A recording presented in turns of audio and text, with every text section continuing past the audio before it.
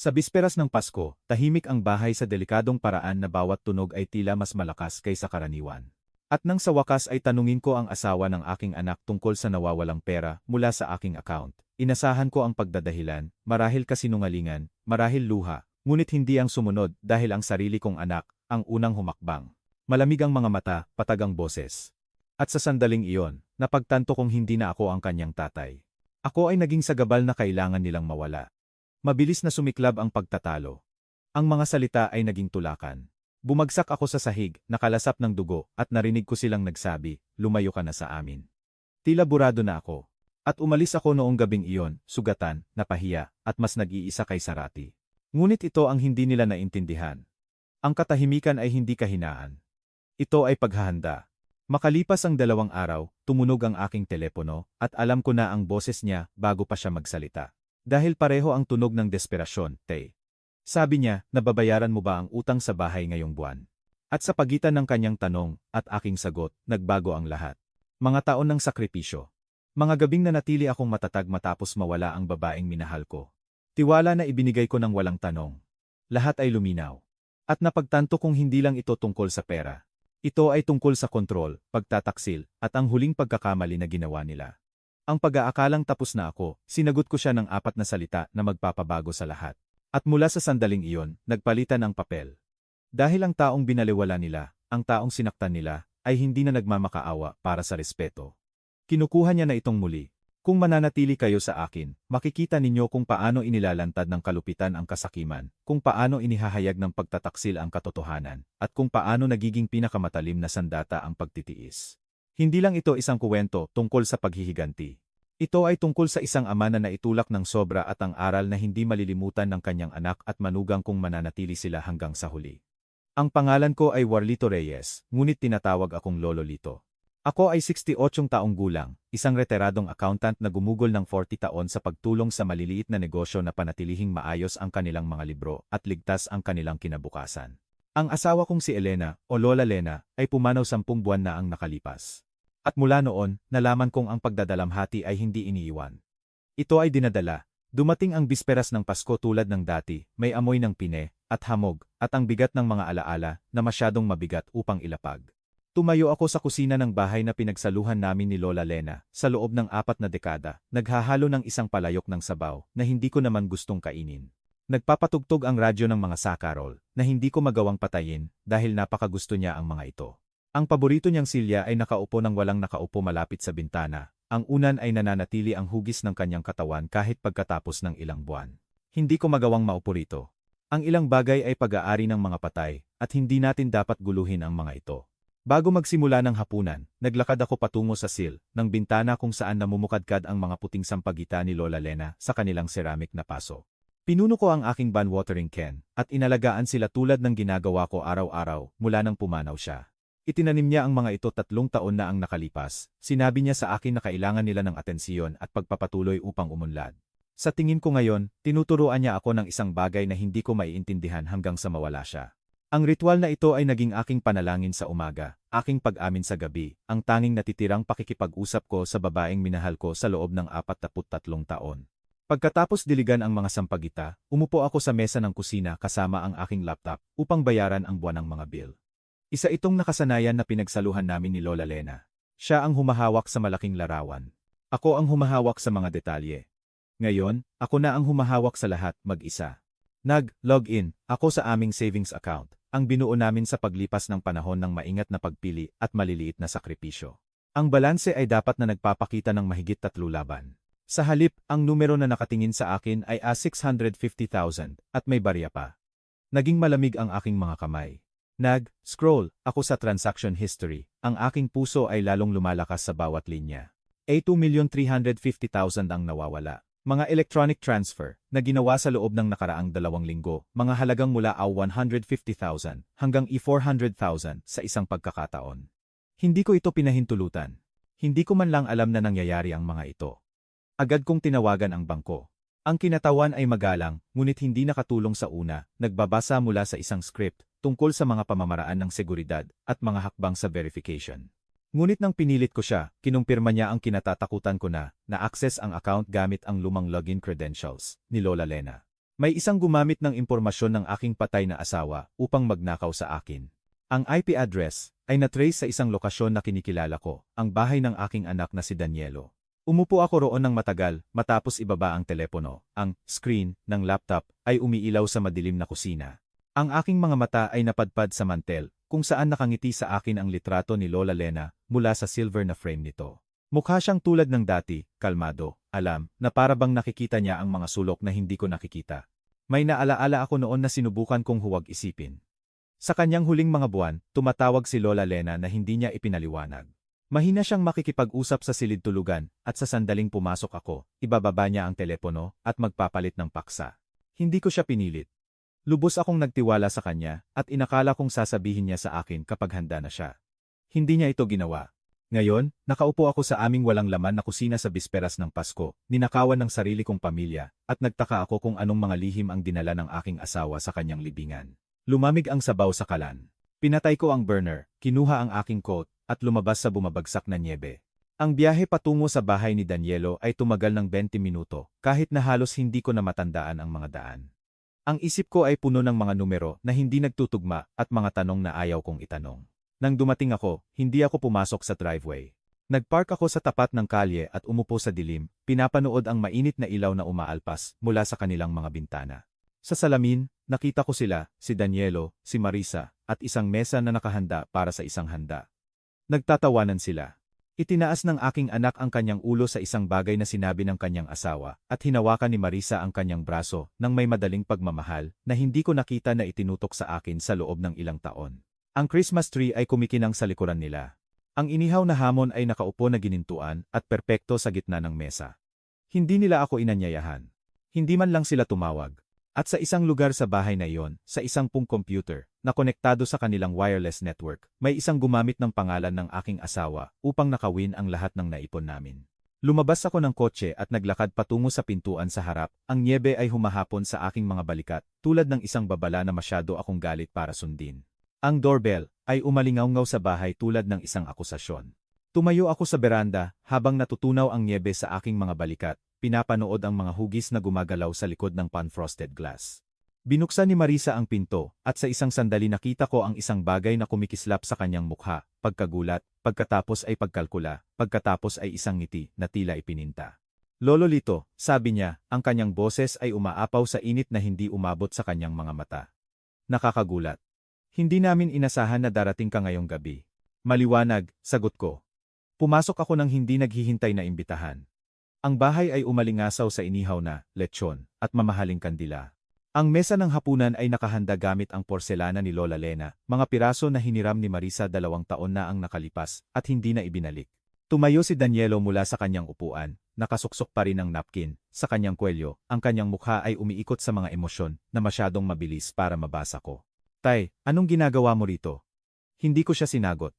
Naglakad ako diretso sa mesa, humila ng upuan, at umupo sa tapat ni Marisa. Nanatili siyang nakatayo, ang kanyang ngiti ay nagyelo sa lugar tulad ng isang maskara na nakalimutan niyang tanggalin. 1,250,000, sabi ko. Ang aking boses ay mas matatag kaysa sa inaasahan ko. Nawawala mula sa aming savings account sa loob ng nakaraang 2 linggo. Mga electronic transfer, bawat isa ay na-trace sa address na ito. Tumahimik ang silid. Tumunog ang tinidor ni Danielo laban sa kanyang plato. Ang ngiti ni Marisa ay hindi natinag, ngunit may isang bagay sa likod ng kanyang mga mata ang nagbago. Isang pinto ang sumara. Isang binong-binong-binong. Lock ang nag-click. Lolo Lito, binanggit niya ang aking pangalan sa paraang maaari mong kausapin ang isang bata na napadpad sa usapan ng matatanda. Dahan-dahan siyang umupo, ipinag-krus ang kanyang mga kamay sa mesa, tulad ng isang guro na naghahanda upang ipaliwanag ang isang napakasimpleng bagay sa isang napakabagal na estudyante. Nalilito ka lang. Nangyayari iyan sa edad mo. Pagkalimot, nakalimutang pahintulot. Malamang na ikaw mismo ang nag-set up ng mga transfer na iyon at hindi mo na naaalala. Hindi ko pinahintulutan ang anuman. Sigurado ka ba? Itinagilid niya ang kanyang ulo, ang kanyang boses ay mahina sa huwad na pag-aalala. Dahil nabanggit ni Danielo, nagkakaproblema ka kamakailan, nakakalimutan ang mga appointment, nawawalan ng susi. Hindi yan dapat ikahiya. Ang lola ko ay dumaan sa parehong bagay, bago siya, hindi ako ang lola mo. Pinutol ko siya, ang aking mga kamay ay nakalapat sa mesa, at hindi ako nalilito. Kinumpirma ito ng bangko. May isang gumamit ng login credentials ni Lola Lena. May isang tao sa bahay na ito. Humarap ako kay Danielo. Ang aking anak ay nakaupo ng tuwid sa kanyang upuan, nakatingin sa kanyang plato, na tila naglalaman ito ng mga sagot sa mga tanong na kinatatakutan niyang itanong. Nanginig ang kanyang mga kamay nang abutin niya ang kanyang baso ng alak, at uminom siya ng malalim bago ito ibinaba ng may thought. Danielo, tingnan mo ako. Hindi siya tumingin. Nanatili ang kanyang mga mata sa mantel, sa mga kandila, sa anuman maliban sa aking mukha. Tay, pabayaan mo na lang. Nabali ang kanyang boses sa huling salita. Si Marisa ang humahawak ng aming pananalapi. Alam niya ang ginagawa niya. Kung sinabi niyang pinahintulutan mo iyon, baka ginawa mo at nakalimutan mo lang. Naniniwala ka ba riyan? Hindi siya sumagot, ngunit tiningnan siya ni Marisa ng isang tingin na hindi ko malilimutan. Isang matalim na babala, ang uri ng sulyap na nagdadala ng bigat ng mga lihim at banta. Ang mga balikat ni Danielo ay kumulot papasok tulad ng isang aso na binugbog, umatras mula sa nakataas na kamay. Ano man ang nagdaan sa kanila sa sandaling iyon, hindi ko ito naintindihan, ngunit alam kong hindi iyon ang tingin ng isang asawa sa kanyang asawa. Iyon ang tingin ng isang pulong handler, sa isang hayop na lumabas sa linya. Tumunog ang telepono ni Marisa sa mesa. Sinulyapan niya ang screen, at ang kanyang buong kilos ay nagbago. Nawala ang kulay sa kanyang mukha. Bigla siyang tumayo, iniaangat na ang telepono sa kanyang tainga. Paki-excuse, kailangan kong sagutin ito. Naglakad siya patungo sa kusina, ngunit matanda na ang bahay at manipis ang mga dingding. Narinig ko siyang bumulong ng matalim at nagmamadali. Ma, sinabi ko sa iyo sa susunod na linggo. Sa susunod na linggo ko ibibigay. Maghintay ka lang. Hawak ko na. Sabi ko, hawak ko na. Nang bumalik siya, bumalik ang kanyang ngiti, mas maliwanag kaysa dati, marupok tulad ng murang salamin. Pinantay niya ang kanyang blouse, at umupo na para bang walang nangyari. Nasaan na tayo? Ah, oo. Ang mga problema sa alaala ni Lolo Lito. Walang mali sa alaala ko. Tumayo ako ngayon, ang aking upuan ay kumiskis sa hardwood floor. Gusto ko ng mga sagot. Gusto kong malaman kung saan napunta ang pera ko at bakit inakala mong maaari kang magnakaw sa akin gamit ang pangalan ng aking patay na asawa. Magnakaw. Tumataas ng isang octave. Ang boses ni Marisa. Tumayo siya upang harapin ako at sa wakas ay nabasag ang maskara. Pumapasok ka sa bahay ko sa bisperas ng Pasko at inaakusahan ako ng pagnanakaw. Pagkatapos ng lahat ng ginawa ko para sa pamilyang ito, ako ang nag-aalaga kay Danielo. Ako ang nagmamanage ng lahat habang nakaupo ka ng mag-isa sa walang laman na bahay na iyon, nakikipag-usap sa mga bulaklak ng isang patay na babae. Marisa, sinimulan ni Danielo. Huwag. Itinuro niya ako, ang kanyang daliri ay nanginginig sa galit. Hindi ka pwedeng pumunta rito at maghagis ng mga akusasyon. Isa kang mapait na matandang lalaki na hindi matanggap na ang kanyang anak ay may sarili ng buhay ngayon. Baka nagtago ng mga lihim si Lola Lena sa iyo dahil alam niyang hindi mo kakayanin ang katotohanan. Baka alam niya kung anong uri ka talaga ng lalaki. Ang pagbanggit sa pangalan ni Lola Lena sa tono na iyon ay may bumali sa loob ko. Humakbang ako patungo kay Marisa, ang mga salita ay tumataas sa aking lalamunan na hindi ko na makukuha ang pagkakataong sabihin dahil sa sandaling iyon, tinulak ako ng malakas mula sa likuran. Natumba ako paatras, ang aking balakang ay sumabit sa sulok ng mesa ng hapunan. Ang aking mga braso ay pumilantik upang balansehin na hindi ko mahanap. Umikot ang mundo, narinig ko ang porselana ni Lola Lena na bumagsak sa sahig. Pagkatapos, ang aking ulo ay tumama sa isang bagay na matigas at ang silid ay sumabog sa puting ilaw at umiikot na katahimikan. Nang luminaw ang aking paningin, ako ay nasa lupa. Ang dugo ay umaagos ng mainit at basa sa aking sentido, nag-iipon sa ilalim ng aking mata. Ang chandelier. Sa itaas ko ay nabali sa 1,000 kumikinang na piraso. At nakatayo sa ibabaw ko, nagyelo sa lugar, maputla na parang patay, ang aking anak na si Danielo. Ang kanyang mga kamay ay nakataas pa rin. Ang kanyang singsing sa kasal ay nahuli ang ilaw, tulad ng isang talim. Siya ang nagtulak sa akin. Hindi si Marisa. Ang sarili kong anak ang naglagay ng kanyang mga kamay sa akin, at nagtulak sa akin sa lupa. Ang huling bagay na nakita ko, bago ako lamunin ng dilim, ay ang kanyang mukha. Hindi galit, hindi matagumpay, kundi takot. Tulad ng isang lalaki na napagtanto lang na tumawid siya sa isang linya na hindi na niya mababawi. Ang kisame ay umikot sa itaas ko sa mabagal na pag-ikot. Ang mga kristal ng chandelier ay nagdurugo sa mga guhit ng ilaw na walang kabuluhan. Naririnig ko ang mga boses, ngunit nagmumula sila sa malayo, parang tunog sa malalim na tubig. May isang sumisigaw. May isa pang nagsasabi ng mga salita na hindi ko mapagsama-sama. Ang dugo mula sa aking sentido ay umabot sa aking tainga, ngayon ay mainit at makapal, at ang hardwood floor, sa ilalim ng aking likod, ay sapat na malamig upang tumagos sa aking kamiseta at tumira sa aking mga buto. Tumawag ka ng ambulansiya. Ang boses ni Marisa ay tumagos sa hamog. Nagdurugo siya. Kailangan nating tumawag ng isang tao. Huwag. Ang boses ni Danielo ay matalim at pinal. Ayos lang siya. Nadulas lang siya. Ayos lang siya. Sinubukan kong magsalita upang sabihin sa kanila na hindi ako ayos, na walang anumang tungkol sa sandaling ito ang ayos, ngunit ang aking dila ay naging makapal at walang silbi sa aking bibig. Dahan-dahan akong nag-focus, masakit, sa siling medalyon, sa itaas ko.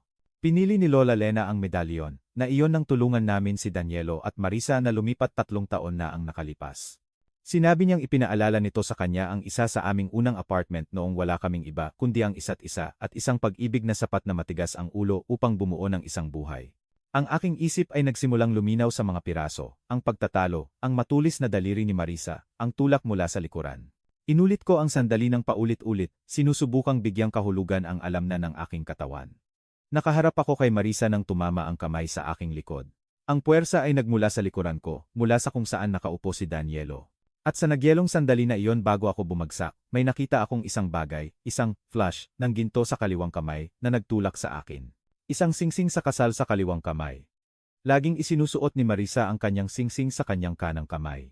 Ginawa niya itong punto ng pagmamalaki, sinasabi sa lahat na ito ay ang European style, ang sopistikadong paraan, na parabang ang paglalagay ng alahas ay maaaring gumawa sa kanya na mas mahusay kaysa sa amin. Narinig ko siyang ipinaliwanag ito ng daang beses sa mga pagtitipon ng pamilya, ang kanyang boses ay umaapaw sa pagmamataas. Ang mga kamay na nagtulak sa akin ay may suot na singsing sa kaliwa.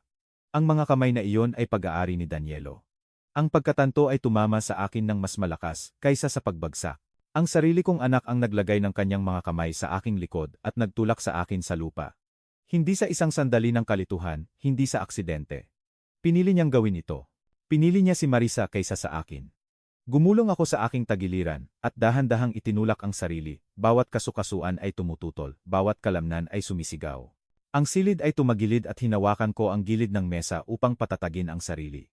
Ang dugo ay tumulo sa puting mantel ni Lola Lena, kumakalat sa maliliit na crimson bloom, sa linen, na binurdahan niya sa kamay 30 taon na ang nakalipas.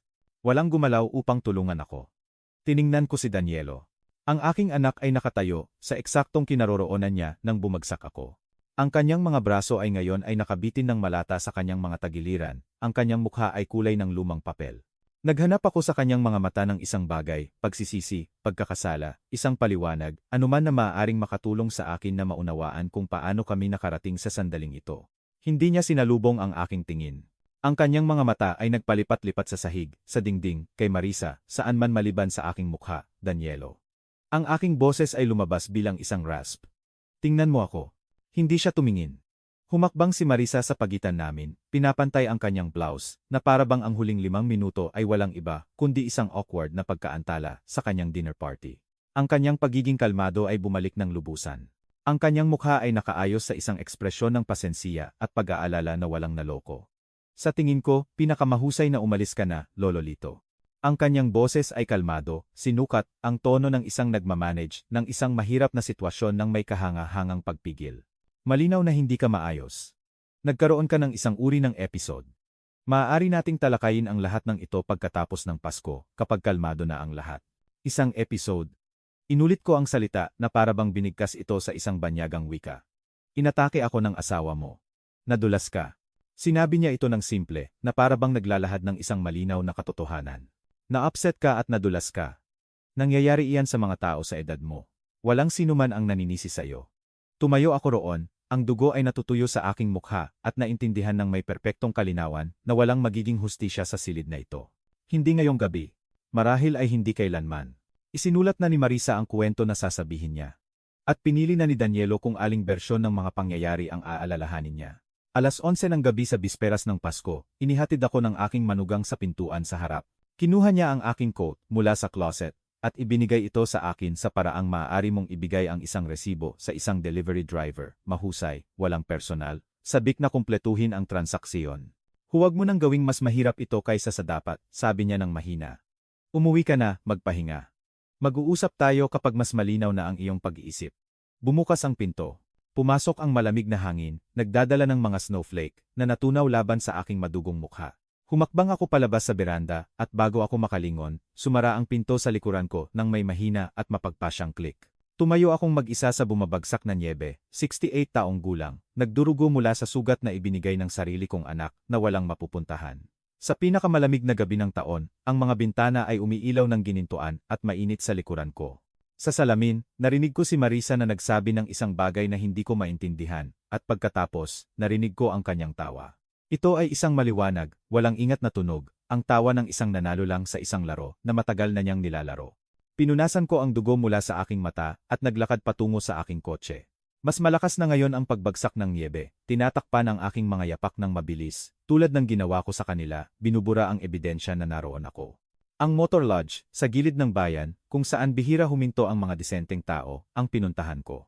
Pumasok ako sa parking lot, halos hating gabi, ang aking mga headlight, ay sumasalubong sa basag na semento, at isang kumikislap na neon sign na nag-advertise ng mga vacancy. Halos hindi ako tiningnan ng night clerk nang magbayad ako ng cash para sa 3 gabi. Nagbigay siya ng susi sa counter at bumalik sa kanyang telebisyon nang hindi nagtatanong tungkol sa dugo na natuyo ng madilim laban sa aking sentido. Ang silid ay umalingasaw sa mildew at lumang usok ng sigarilyo, ang uri ng amoy na tumatagos sa mga dingding at hindi na umaalis. Ang karpet ay may mansa.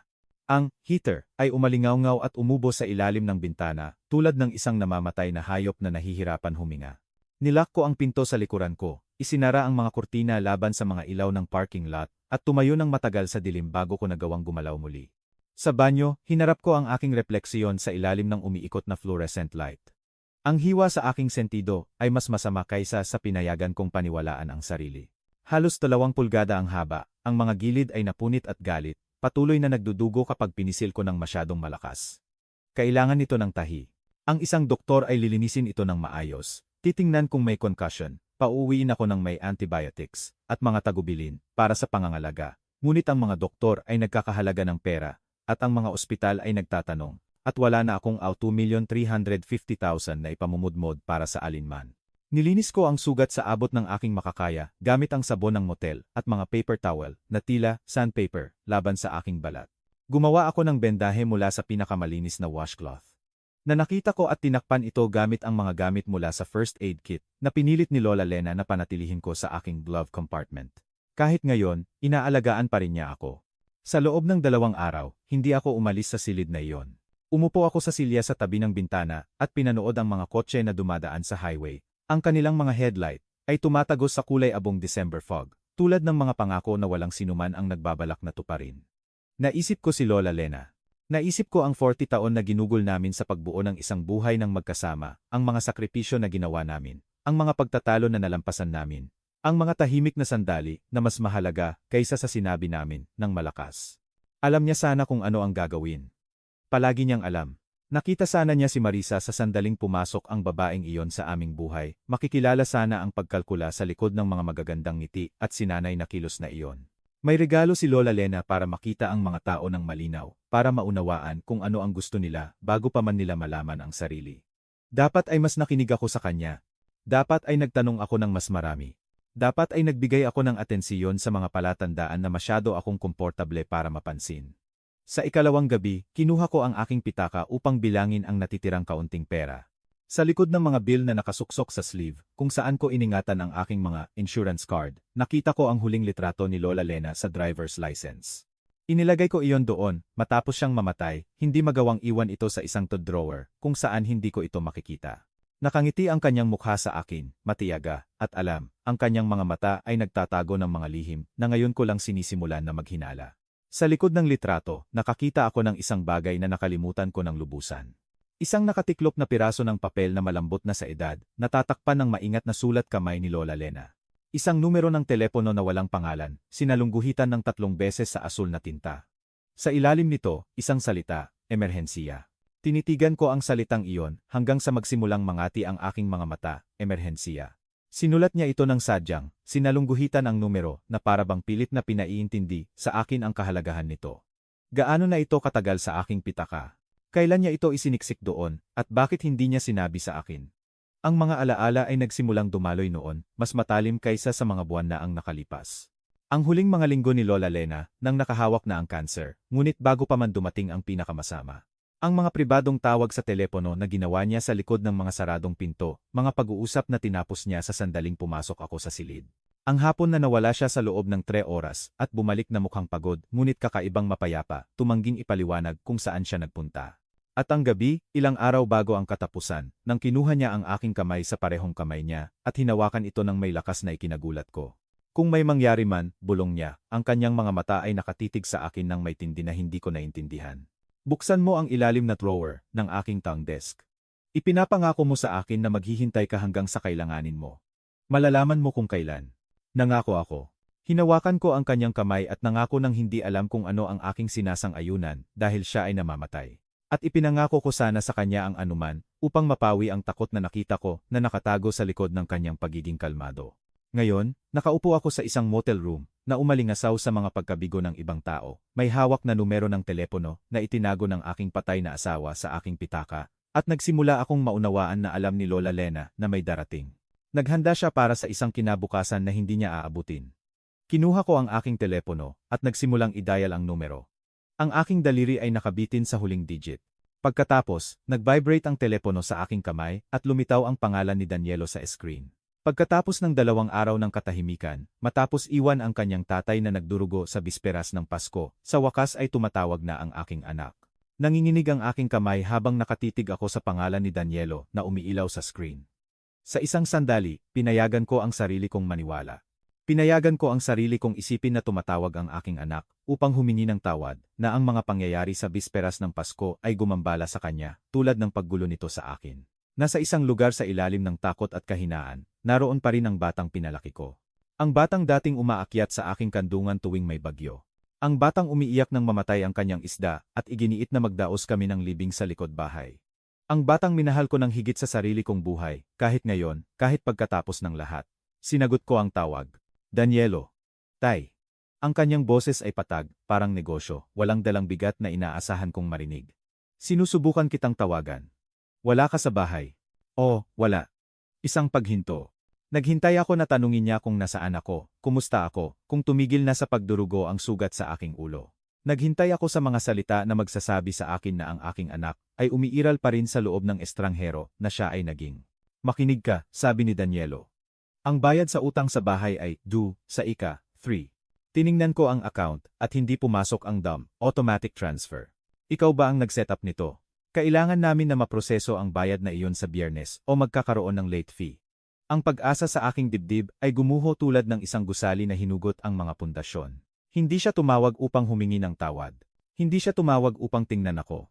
Tumawag siya tungkol sa pera. Pagkatapos iwan ako na nagdurugo sa kanyang sahig, pagkatapos ng 2 araw ng ganap na katahimikan, ang unang pag-aalala ng aking anak ay kung naalaala ko bang bayaran ang utang sa kanilang bahay. Danielo, sabi ko ng mahina, gusto mo bang malaman kung nakaligtas ako noong gabing iyon? Katahimikan sa kabilang dulo. Naririnig ko siyang humihinga. Naririnig ko ang telebisyon na bumubulong sa likuran ng kanyang komportableng bahay. Nang sa wakas ay nagsalita siya, ang kanyang boses ay nagdala ng pagod na iritasyon ng isang lalaki na nakikipag-ugnayan sa isang abala. Huwag kang dramatic, Tay, ayos ka lang. Naglakad ka palabas sa sarili mong mga paa. Ngayon, tungkol sa utang sa bahay. Hindi ko babayaran. Ang mga salita ay lumabas, bago ko pa man lubusang magpasya na sabihin ang mga ito. 4 na salita, simple at malinaw, nagdadala ng bigat ng lahat ng nawala sa akin at lahat ng naintindihan ko na ngayon. Ano? Sumigla ang boses ni Danielo. Tay, hindi mo lang pwedeng ibinaba ko ang telepono. Naramdaman kong mabigat ang telepono sa aking kamay habang inilalagay ko ito sa nightstand. Inasahan kong makaramdam ng isang bagay, galit, kasiyahan, kalungkutan. Sa halip, mayroon lamang isang walang laman na kalinawan, ang kakaibang kalmado na dumarating kapag sa wakas ay tumigil ka na sa pagpapanggap. Sa loob ng maraming taon, binayaran ko ang utang sa kanilang bahay, ang kanilang mga utang sa kotse, ang kanilang mga credit card bill, kapag nahuhuli sila. Sumulat ako ng mga tseke at walang tanong na tinanong, naniniwala na tinutulungan ko ang aking anak na bumuo ng isang buhay. Ngayon, naintindihan ko na pinopondohan ko lang ang sarili kong kapalit. Tumunog muli ang telepono. Halos hindi ko sinagot, umaasa na tatawag si Danielo upang makipagtalo o magbanta o magmanipula. Ngunit iba ang pangalan sa screen. Aling Marta. Si Aling Marta ay ang pinakamalapit na kaibigan ni Lola Lena sa loob ng mahigit 40 taon. Nagkita sila sa kolehiyo at nanatiling konektado sa pamamagitan ng mga kasal, mga anak, paglipat sa buong bansa, at lahat ng maliliit na sakuna na bumubuo ng isang buhay. Nang magkasakit si Lola Lena, bumisita si Aling Marta bawat linggo, nang walang palya. Nang mamatay si Lola Lena, umupo si Aling Marta sa tabi ko sa libing, at hinawakan ang aking kamay, nang hindi nagsasabi ng isang salita dahil naintindihan niya na ang ilang kalungkutan ay masyadong malaki para sa wika. Sumagot ako, Lolo Lito. Ang kanyang boses ay nag-aalala, nagmamadali sa paraang hindi ko kailanman narinig mula sa kanya. Kagigising ko lang mula sa mga kapitbahay na si Aling Perla na hindi ka pa umuwi sa loob ng ilang araw. Nakita nilang wala ang kotse mo noong Pasko at hindi na ito bumalik. Ayos ka ba? Nasaan ka? Ayos lang ako, Marites. Nandito ako sa isang motel. Isang motel? Lolo Lito? Anong nangyari? Naisip kong magsinungaling. Naisip kong protektahan si Danielo, tulad ng lagi kong pagprotekta sa kanya. Ngunit pagod na ako sa mga kasinungalingan, pagod na sa proteksiyon, na nagpapahintulot lamang ng mas masamang pag-uugali. Sinabi ko sa kanya ang tungkol sa bisperas ng Pasko, tungkol sa nawawalang pera, ang komprontasyon, ang pagbagsak, tungkol sa mga kamay ni Danielo sa aking likod, at ang pinto na sumara sa likuran ko. Tahimik si Aling Marta sa loob ng mahabang sandali. Nang nagsalita siya muli, nagbago ang kanyang boses. Mas mabigat na ngayon, nabibigatan sa isang bagay na matagal na niyang dinadala. Lolo Lito, makinig ka sa akin. May kailangan akong sabihin sa'yo. Isang bagay na dapat ay sinabi ko sa iyo, ilang buwan na ang nakalipas, ngunit pinapangako ako ni Lola Lena na maghintay. Sabi niya, kailangan mong marinig ito kapag tama ang oras. At sa tingin ko, ngayon na ang tamang oras. Mahigpit ang aking hawak sa telepono. Ano iyon? Tungkol kay Danielo. Tungkol sa isang bagay na nangyari 5 taon na ang nakalipas. Alam ni Lola Lena ang tungkol dito. Nalaman niya kung paano. Hindi ko alam kung paano, ngunit alam niya. At sa tingin ko, alam din ni Marisa. Iyon ang paraan niya para kontrolin siya, Lolo Lito. Iyon ang dahilan kung bakit ginagawa niya ang anumang sinasabi nito. Huminto si Aling Marta, at nang nagpatuloy siya, bumaba ang kanyang boses. May hinahawakan si Marisa sa ulo ni Danielo sa loob ng maraming taon. Ang motel room ay tila lumiit sa paligid ko. Ang kama heater ay umalingaw-ngaw. Ang highway ay umugong sa kabila ng bintana. At ang lihim na numero ng telepono ni Lola Lena ay nag-aapoy sa aking bulsa, tulad ng isang pangako na ngayon ko lang sinisimulan na maunawaan. Marites, sabi ko ng dahan-dahan, ano ang eksaktong ginawa ng aking anak? Dumating si Aling Marta sa motor lodge sa loob ng 1 oras. Pinanood ko mula sa bintana habang ang kanyang sedan ay pumasok sa parking lot, ang kanyang mga headlight ay tumatagos sa evening fog. Lumabas siya na may dalang plastic bag mula sa pharmacy, at isang determinasyon sa kanyang hakbang na nagpaalala sa akin ng labis kay Lola Lena, kaya't sumakit ang aking dibdib. Nang buksan ko ang pinto, tiningnan niya ang aking mukha, at ang kanyang ekspresyon ay lumipat mula sa pag-aalala patungo sa halos hindi napigilang galit. Itinulak niya ako sa loob ng silid, inilagay ang kanyang bag sa kama, at itinuro ang silya sa tabi ng bintana. Umupo ka, sabi niya. Tingnan ko ang sugat na iyan. Kumuha si Aling Marta ng mga gamit mula sa kanyang bag, tamang mga bendahe, antiseptic, butterfly closures, antibiotic ointment. Nagtrabaho siya ng may mahusay na mga kamay ng isang babae na nagpalaki ng 3 anak at naglibing ng isang asawa na nakakita ng sapat na kalupitan ng buhay upang malaman kung paano maglinis pagkatapos ng mga ito. Dapat ay natahi ito, bulong niya, naglalagay ng antiseptic sa hiwa. Napangiwi ako, ngunit hindi ako humila. Maaari kang magkaroon ng impeksyon. Maaari kang magkaroon ng concussion. Lolo Lito, dapat ay nasa ospital ka. Gagaling ako. Kasing tigasan mo ng ulo niya. Lumambot ang boses ni Aling Marta. Pinindot niya ang isang butterfly closure sa lugar ng may banayad na mga daliri. Si Lola Lena ang aking matalik na kaibigan sa loob ng 10 taon. Utang ko sa kanya ito.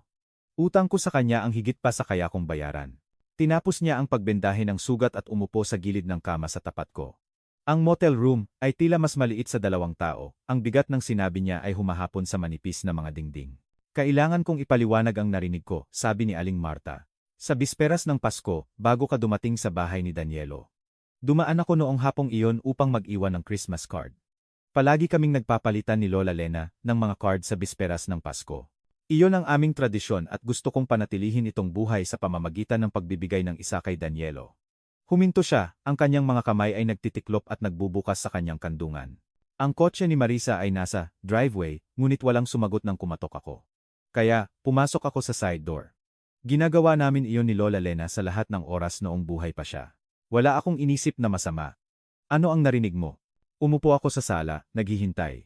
Naririnig ko si Marisa sa kusina na nakikipag-usap sa telepono.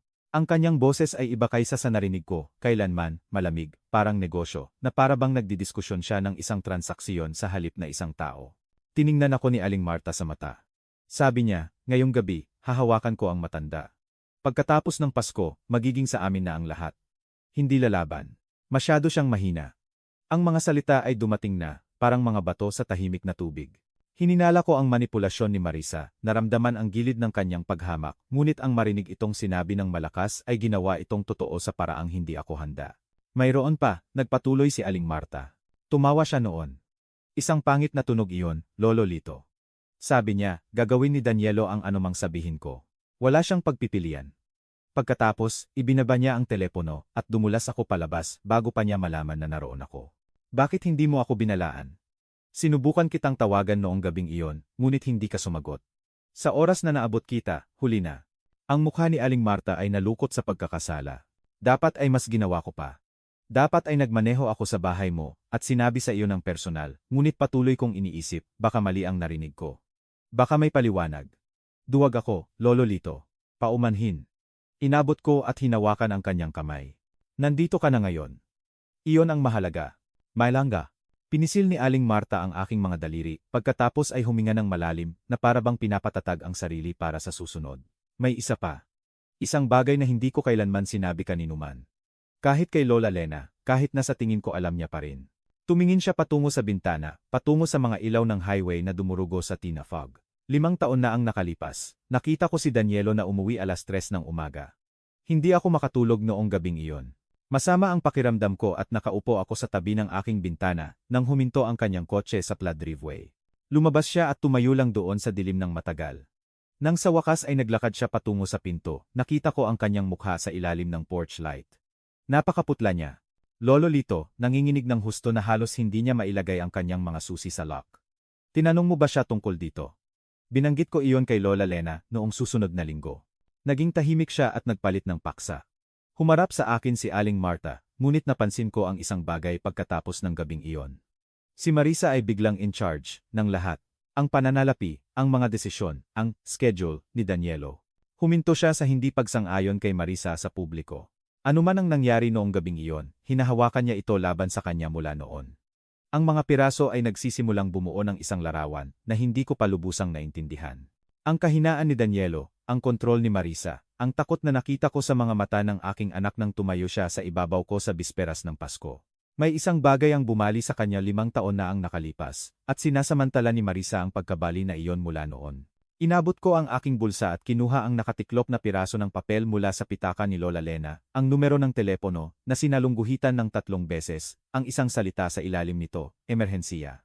Marites, sabi ko, iniaabot ito sa kanya. Kilala mo ba kung sino ito? Kinuha niya ang papel at pinag-aralan. Ang pagkilala ay kumislap sa kanyang mukha, sinundan ng isang bagay na halos parang lunas. Iyan si Attorney Carding Ramos, sabi niya ng mahina. Abogado ni Lola Lena. Ilang beses siyang nagpunta para makipagkita sa kanya sa kanyang huling mga buwan. Pinapangako niya ako na huwag kang sabihan tungkol sa kanya.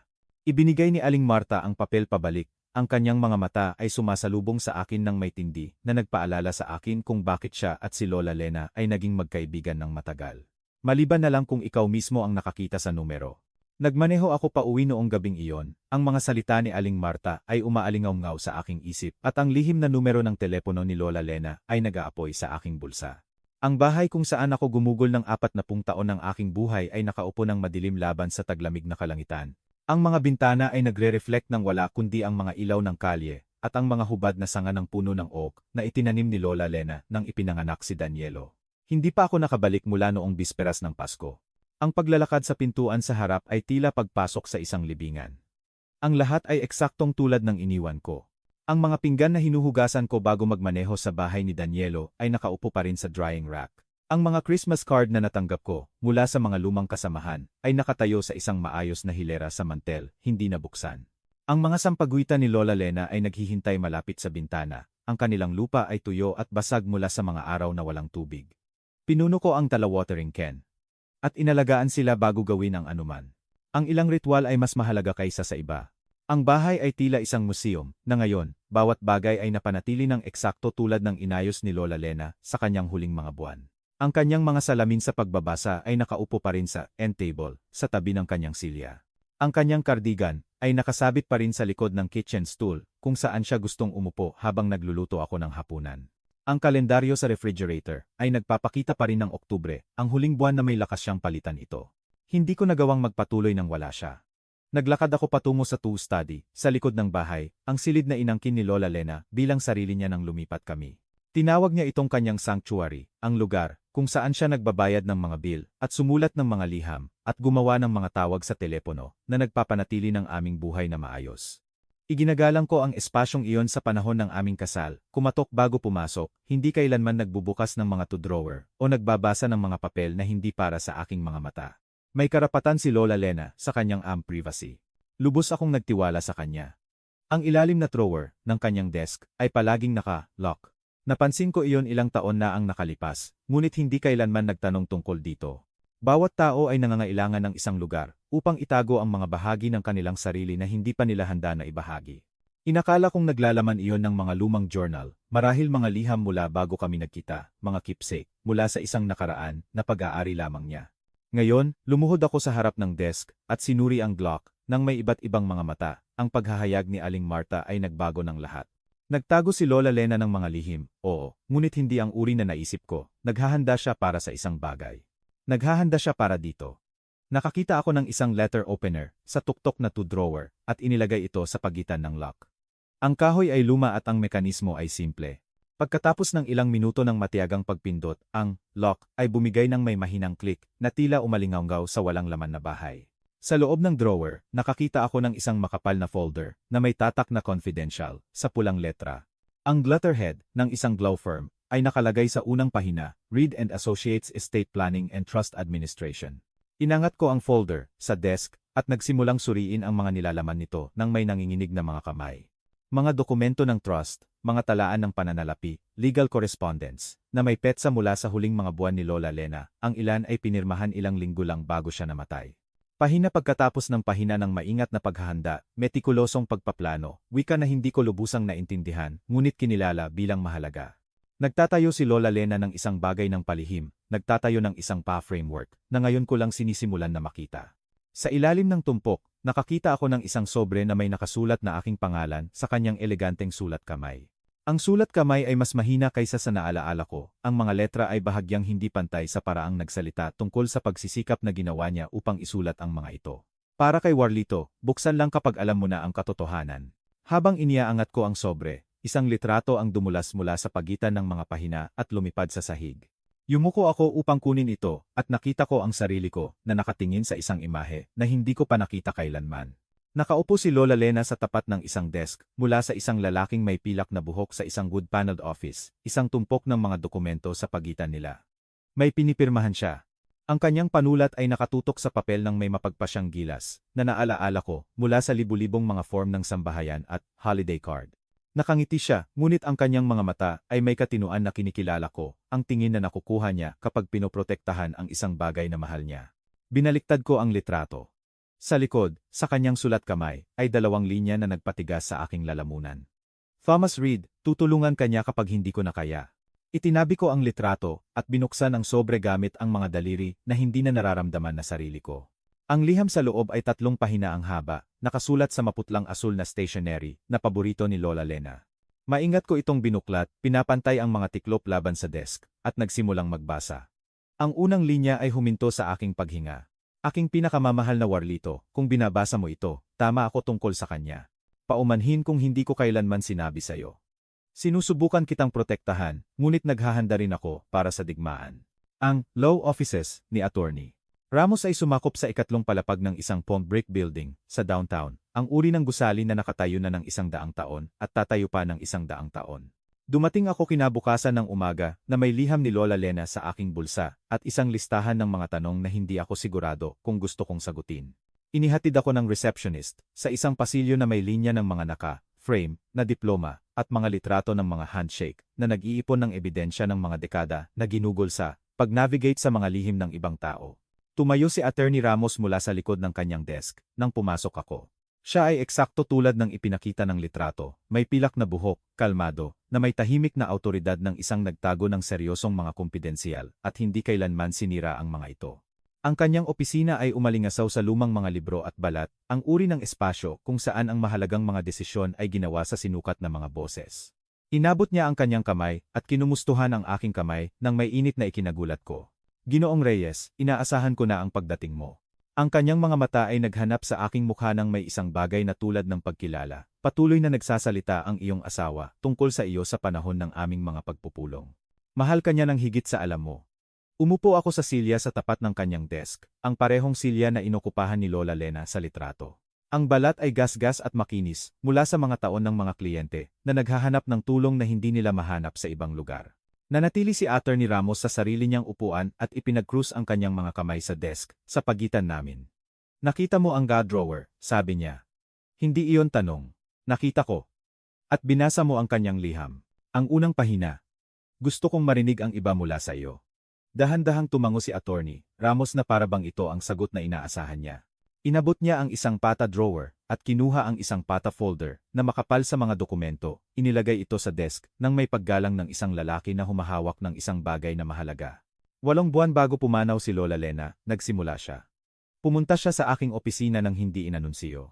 May sakit na siya noon, kahit na itinago niya ito ng maayos. Umupo siya sa mismong silya na iyon at sinabi sa akin na mayroon siyang ibabahagi, isang bagay na hindi niya masabi sa sinumang iba pa. Huminto siya, pinipili ng maingat ang kanyang mga salita. May recording siya sa kanyang telepono. Hindi sinasadya niyang narinig ang iyong manugang na nakikipag-usap sa kanyang ina sa kusina ng bahay ng iyong anak. Lumabas si Lola Lena upang kumuha ng isang bagay mula sa kanyang kotse at bukas ang bintana. Ano ang narinig niya? Nagdidiskusyon si Marisa kung paano kunin ang kontrol ng iyong pananalapi kapag wala na si Lola Lena. Ginamit niya ang eksaktong mga salitang iyon, ang pera ng matanda. Nag-usap siya tungkol sa kung gaano kadali ito, kung paano hindi mo kailanman maghihinala, kung paano sasang-ayon si Danielo sa anumang desisyon niya, mahigpit ang panga ni Attorney Ramos. Umupo si Lola Lena sa aking opisina at pinatugtog ang recording ng 3 beses. Bawat oras ay lalo pang nanginginig ang kanyang mga kamay, ngunit hindi siya umiyak. Nagtanong lang siya sa akin kung ano ang maaari niyang gawin upang protektahan ka. Naisip ko si Lola Lena sa kanyang huling mga buwan na nagdadala ng kaalamang ito ng mag-isa habang ang kanyang katawan ay bumibigay. Pinanood niya si Marisa nang ngumiti sa mga holiday table, nakinig sa kanyang walang laman na papuri at huwad na pag-aalala. Alam na alam kung ano ang naghihintay sa akin pagkatapos niyang mawala, at wala siyang sinabi. Bakit hindi niya sinabi sa akin? Dahil kilala ka niya, sabi ni Attorney Ramos ng banayad. Alam niya na haharapin mo sila agad. Maghahanap ka ng mga sagot, magsasagawa ng mga akusasyon, susubukan mong ayusin ito sa paraang inayos mo ang lahat ng iyong buong buhay. At alam niya na ang komprontasyong iyon ay magpapalala lamang ng mga bagay. Pipiliin ni Danielo si Marisa. Mawawala sa iyo ang iyong anak habang buhay pa siya upang panoorin iyon. Sumandal siya pasulong. Nagpasya si Lola Lena na ang paghahanda ay mas mahalaga kaysa sa komprontasyon. Ginugol niya ang kanyang huling mga buwan sa pagbuo sa iyo ng isang muog. Binuksan niya ang folder at ikinalat ang mga nilalaman nito sa desk. Mga dokumento ng trust. Paglilipat ng ari-arian, pagbabago ng istruktura ng pananalapi, pahina, pagkatapos ng pahina ng metikulosong gawaing legal, lahat ay pinirmahan sa humihinang kamay ni Lola Lena. Nagtatag siya ng isang revocable living trust, paliwanag ni Attorney Ramos. Bawat pangunahing ari-arian na pag-aari mo, ang bahay, ang savings accounts, ang investment portfolio, kahit ang life insurance policy, lahat ay inilipat sa trust. Ikaw ay pinangalanang nag-iisang trustee na nangangahulugang mayroon kang kumpletong kontrol sa lahat. Si Danielo ay nakalista bilang isang beneficiary, ngunit ang kanyang access ay may kondisyon. Walang distribution, ang maaaring gawin ng walang iyong tahasang nakasulat na pahintulot. Ginawa niya ang lahat ng ito nang hindi sinasabi sa akin. Ginawa niya ito upang iligtas ka. Inabot sa akin ni Attorney Ramos ang isang pangalawang liham, mas mahaba kaysa sa una, natatakpan ng pamilyar na sulat kamay ni Lola Lena. Ito ang buong paliwanag na gusto niyang makuha mo sa kanyang sariling mga salita. Binuklat ko ang mga pahina at nagsimulang magbasa. Ang boses ni Lola Lena ay tumaas mula sa papel ng malinaw na parabang nakaupo siya sa tabi ko, ang kanyang kamay sa aking braso, ang kanyang mga mata ay nakahawak sa akin, tulad ng ginawa nila sa loob ng 43 taon. Alam kong haharapin mo sila kung sinabi ko sa iyo, isinulat niya. Ngunit ang komprontasyon ay hindi ang sagot, ang paghahanda ang sagot. Sa oras na basahin mo ito, ang lahat ay nasa lugar na. Ang bahay, ang pera, ang buhay na binuo natin ng magkasama. Wala sa mga ito ang maaaring hawakan nang walang iyong tahasang pahintulot. Akala nila nagnanakaw sila mula sa isang mahinang matandang lalaki. Hindi nila alam na nagnanakaw sila sa akin. At hindi pa ako natatalo sa isang laban na inihandaan ko. Nagpatuloy ang liham sa loob ng 2 pahinapa, ipinapaliwanag ang mga mekanismo ng legal, ang mga kondisyon na binuo niya sa trust, ang tiyak na mga pangyayari kung saan mag-activate ang mga probisyon ng depensa. Naisip niya ang lahat. Inasahan niya ang mga hakbang na hindi pa ginagawa ni Marisa at nagtayo ng mga depensa laban sa mga pag-atake na hindi pa dumarating. Nang matapos akong magbasa, nanginginig ang aking mga kamay, ngunit hindi sa kahinaan, hindi sa takot, sa pag-ibig. Ang uri ng pag-ibig na umaabot lampas sa kamatayan at tumatangging bumitaw. Naghintay si Attorney Ramos hanggang tumingala ako bago magsalita muli. May isa pa. Sa panahon ng aming mga pagpupulong, may tinanong sa akin si Lola Lena na hindi ko naintindihan noon. Gusto niyang malaman ang tungkol sa mga pamamaraan ng insurance at legal liability sa mga aksidente sa hit and run. Sa partikular, kung ano ang nangyayari kapag may umalis sa pinangyarihan at ang biktima ay malubhang nasugatan, kumunot ang noo niya ng bahagya. Ipinaliwanag ko ang mga pangunahing kaalaman, ngunit hindi niya sinabi sa akin kung bakit siya nagtatanong. Inakala kong pangkalahatang curiosity, iyon. Ngayon, hindi ako sigurado. Naisip ko ang kuwento ni Aling Marta. Si Danielo na umuwi alas 3 ng umaga, maputla na parang multo. Si Marisa ay biglang in control ng lahat. Isang lihim na hinawakan sa loob ng 5 taon tulad ng isang sandata na naghihintay na gamitin. Alam ni Lola Lena. Kahit papaano ay alam din niya ang tungkol doon. Isinara ni Attorney Ramos ang folder at sinalubong ang aking mga mata. Dinisenyo ni Lola Lena ang proteksyong ito upang mag-activate sa ebidensya ng pang-aabuso sa matatanda, pisikal na pinsala, pinansyal na pagsasamantala, pamimilit. Ang alinman sa mga ito ay nagtitrigger ng mga probisyon ng depensa ng trust. Huminto siya, hinahayaan ang bigat ng kanyang susunod na mga salita na manatili sa pagitan namin. Sa nangyari sa bisperas ng Pasko, ang pag-atake, ang pagnanakaw, ang sapilitang pag-alis mula sa bahay ng iyong anak, mayroon tayong ebidensya na iyon. Ang tanong ngayon ay simple. Sumandal siya sa kanyang silya, ang kanyang ekspresyon ay matiyaga at seryoso. Ano ang gusto mong gawin? Ang tanong ay nakabitin sa hangin sa pagitan namin, mabigat sa posibilidad. Ano ang gusto kong gawin? Sa loob ng 68 taon, nabuhay ako sa mga patakaran ng pagiging patas at pagtitiis, naniniwala na ang disensiya ay gagantihan ng disensiya, na ang mga taong minahal ko ay mamahalin ako bilang kapalit. Winasak ng bisperas ng Pasko ang mga ilusyon na iyon. Ngayon, nakaupo ako sa opisina ng isang abogado na may hawak na mga sandata na ginawa ng aking patay na asawa para sa akin at kailangan kong magpasya kung handa akong gamitin ang mga ito. Gusto kong maunawaan kung ano ang eksaktong binuo ni Lola Lena, sabi ko. Bawat detalye, bawat mekanismo. Kailangan kong malaman kung ano ang hawak ko bago ako magpasya kung paano ito iuugoy. Tumango si Attorney Ramos nang may pag-aproba ng isang guro na ang estudyante ay nagbigay ng tamang sagot. Kumuha siya ng isang makapal na dokumento mula sa folder at inilapag ito sa desk, binaling ito upang mabasa ko kasama habang nagpapaliwanag siya. Ang Elena Caldwell Family Trust. Nagsimula siya, itinuturo ang header. Itinatag 4 na buwan na ang nakalipas, pinondohan ng lahat ng pangunahing ari-arian na naipon ninyo ni Lola Lena sa panahon ng inyong kasal. Ang bahay sa kanto ng Sampaguita, ang iyong mga savings accounts, ang iyong investment portfolio, kahit ang life insurance policy. Lahat ay dumadaloy sa trust na ito. Tinitigan ko ang dokumento, kinikilala ang pirma ni Lola Lena sa ilalim ng bawat pahina. Ginawa niya ang lahat ng ito habang nakaupo ako sa tabi ng kanyang kama sa ospital, nagbabasa ng mga nobela ng malakas habang hinawakan ko ang kanyang kamay sa pamamagitan ng mga chemotherapy session, habang naniniwala ako na wala na kaming mga lihim na natitira sa pagitan namin. Bilang trustee, nagpatuloy si Attorney Ramos, mayroon kang kumpletong kontrol sa lahat ng ari-arian ng trust. Nagpapasya ka kung kailan ginagawa ang mga distribution, gaano karami, at kanino.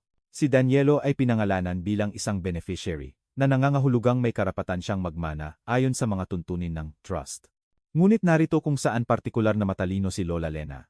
Nag-flip siya sa isang pahina malapit sa gitna at tinapik ang isang naka-highlight na talata. Ito ang kritikal na probisyon. Basahin mo ng maingat. Sumandal ako at binasa ng malakas. Walang distribution ang dapat gawin kung matukoy ng trustee na ang beneficiary ay nasa ilalim ng hindi nararapat na impluwensiya ng isang third party o kung may ebidensya ng financial exploitation o pang-aabuso laban sa trustee. Si Lola Lena ay nagtayo ng isang kill switch, paliwanag ni Attorney Ramos. Kung ikaw, bilang trustee, ay matukoy na si Danielo ay kinokontrol o minamanipula ng ibang tao, sabihin nating isang asawa na may sariling agenda, maaari mong i-freeze ang lahat ng distribution nang walang katiyakan. At kung may anumang ebidensya na ikaw ay pinagsamantalahan o inabuso, ang parehong proteksiyon ay nag-activate ng automatiko. Ang mga implikasyon ay humapon sa akin, tulad ng armor, na ikinakabit sa lugar. Ginugol ni Marisa ang mga taon sa pagpoposisyon ng sarili upang manahin ang lahat ng binuo namin ni Lola Lena. Minanipula niya si Danielo, ninakaw ang aming pera, inorganisa ang aking pag-alis mula sa kanilang bahay sa bisperas ng Pasko. At ginawa niya ang lahat ng ito nang hindi na pagtatanto na ang bawat piso na hinawakan niya ay pag-aari, hindi sa akin, kundi sa Elena Caldwell Family Trust. Ang account na ninanakawan nila, sabi ko ng dahan-dahan. Iyan ay isang trust account. Tama. Nang muling isinasaayos ni Lola Lena ang iyong pananalapi, binago niya ang iyong joint savings sa isang trust-held account. Nanatili ang TAC login credentials. Kaya, mula sa pananaw ni Danielo at Marisa, walang nagbago. Naniniwala sila na nagwi-withdraw sila mula sa isang karaniwang joint account na mapupunta kay Danielo pagkatapos ng iyong kamatayan. Tumaas ang ekspresyon ni Attorney Ramos. Sa katotohanan, ang bawat unauthorized withdrawal na ginawa nila ay bumubuo ng trust fraud. Hindi iyan isang civil matter, Lolo Lito. Iyan ay isang krimen. Naisip ko ang $2,350,000 na naglaho, ang mga transaksyon na natrace sa IP address ni Danielo. Ang kumpiyansang pagtanggi ni Marisa. Naniniwala sila na nagnanakaw sila mula sa isang nalilitong matandang lalaki na masyadong mahina upang lumaban. Wala silang ideya na nagtatayo sila ng isang kasong kriminal laban sa kanilang sarili sa bawat click ng mouse. May isa pa akong kailangang maunawaan, sabi ko. Sinabi sa akin ni Aling Marta ang tungkol sa isang bagay na nangyari kay Danielo 5 taon na ang nakalipas.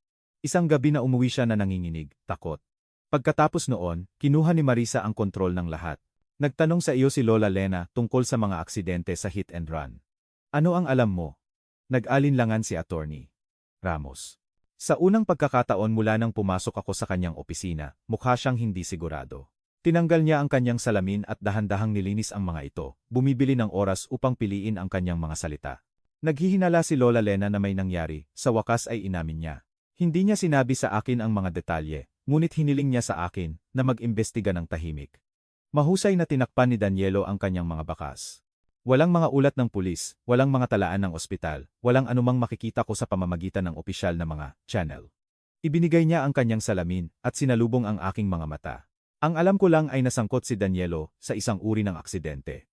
May nasaktan, posibleng malubha, at nalaman ni Marisa ang tungkol dito bago pa man ang iba.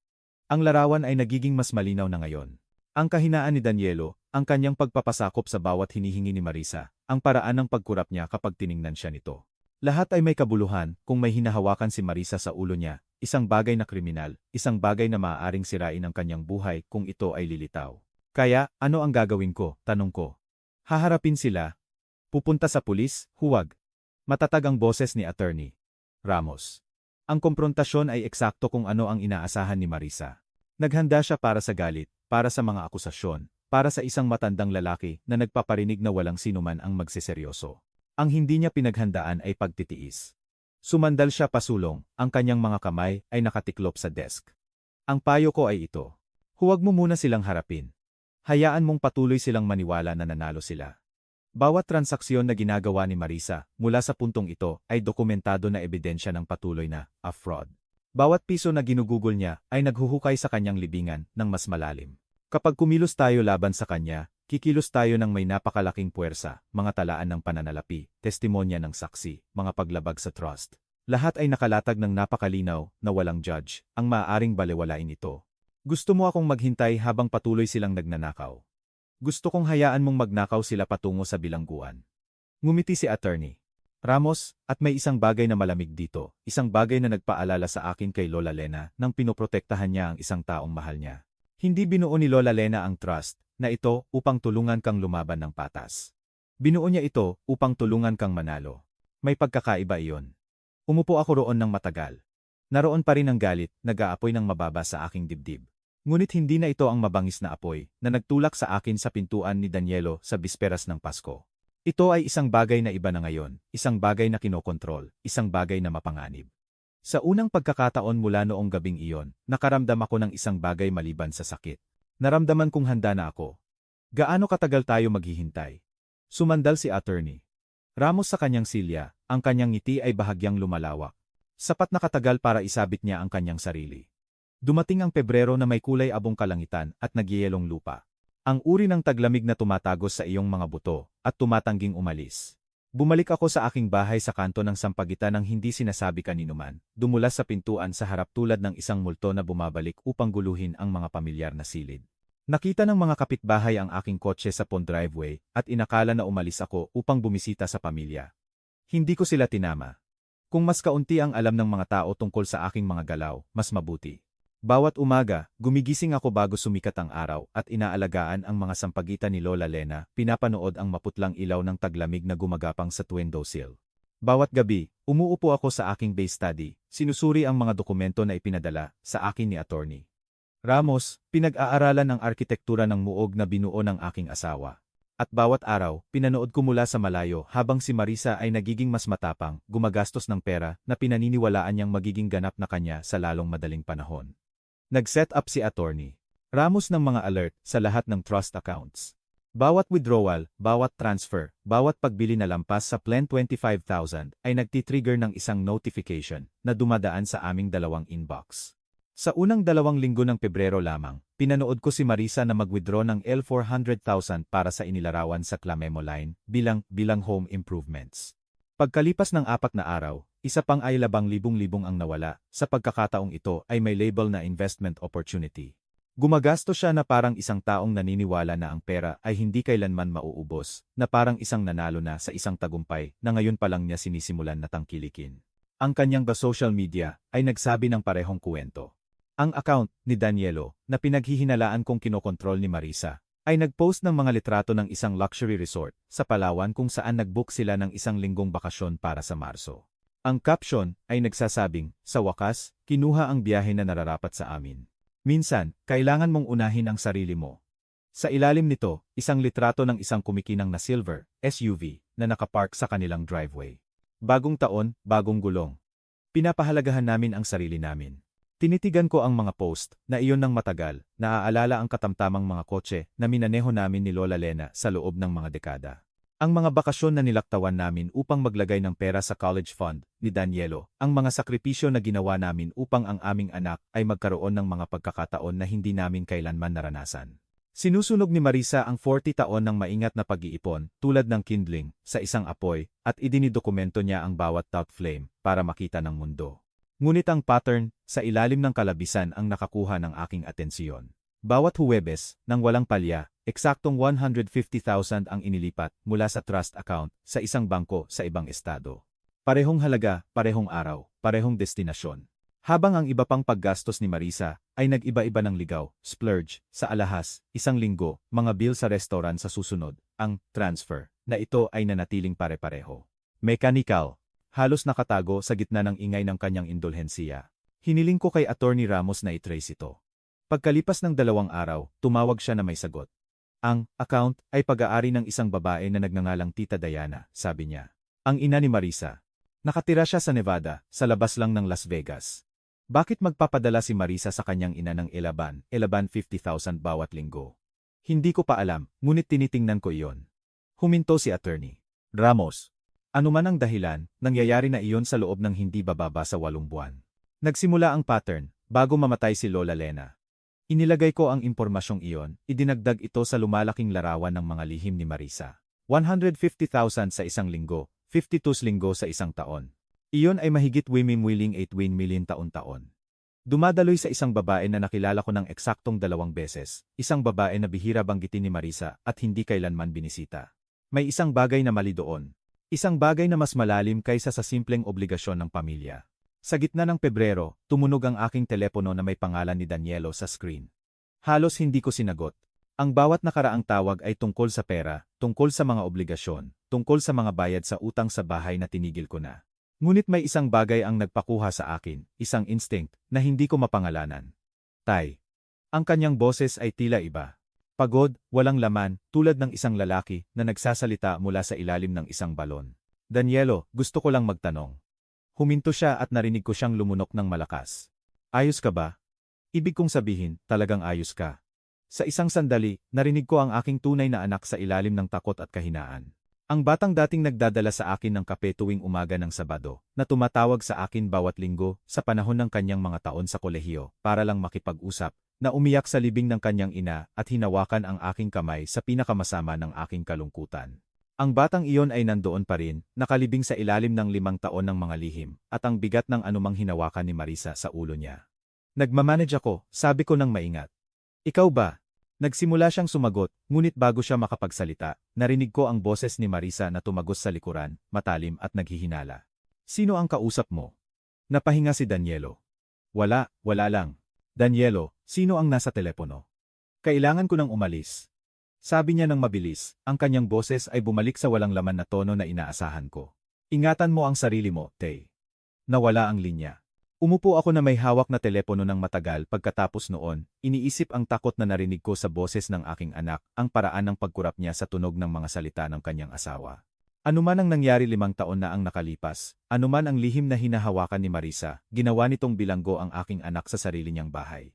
Pagkalipas ng 2 araw, tumawag si Attorney Ramos na may balita na nagpangiti sa akin sa unang pagkakataon sa loob ng ilang linggo.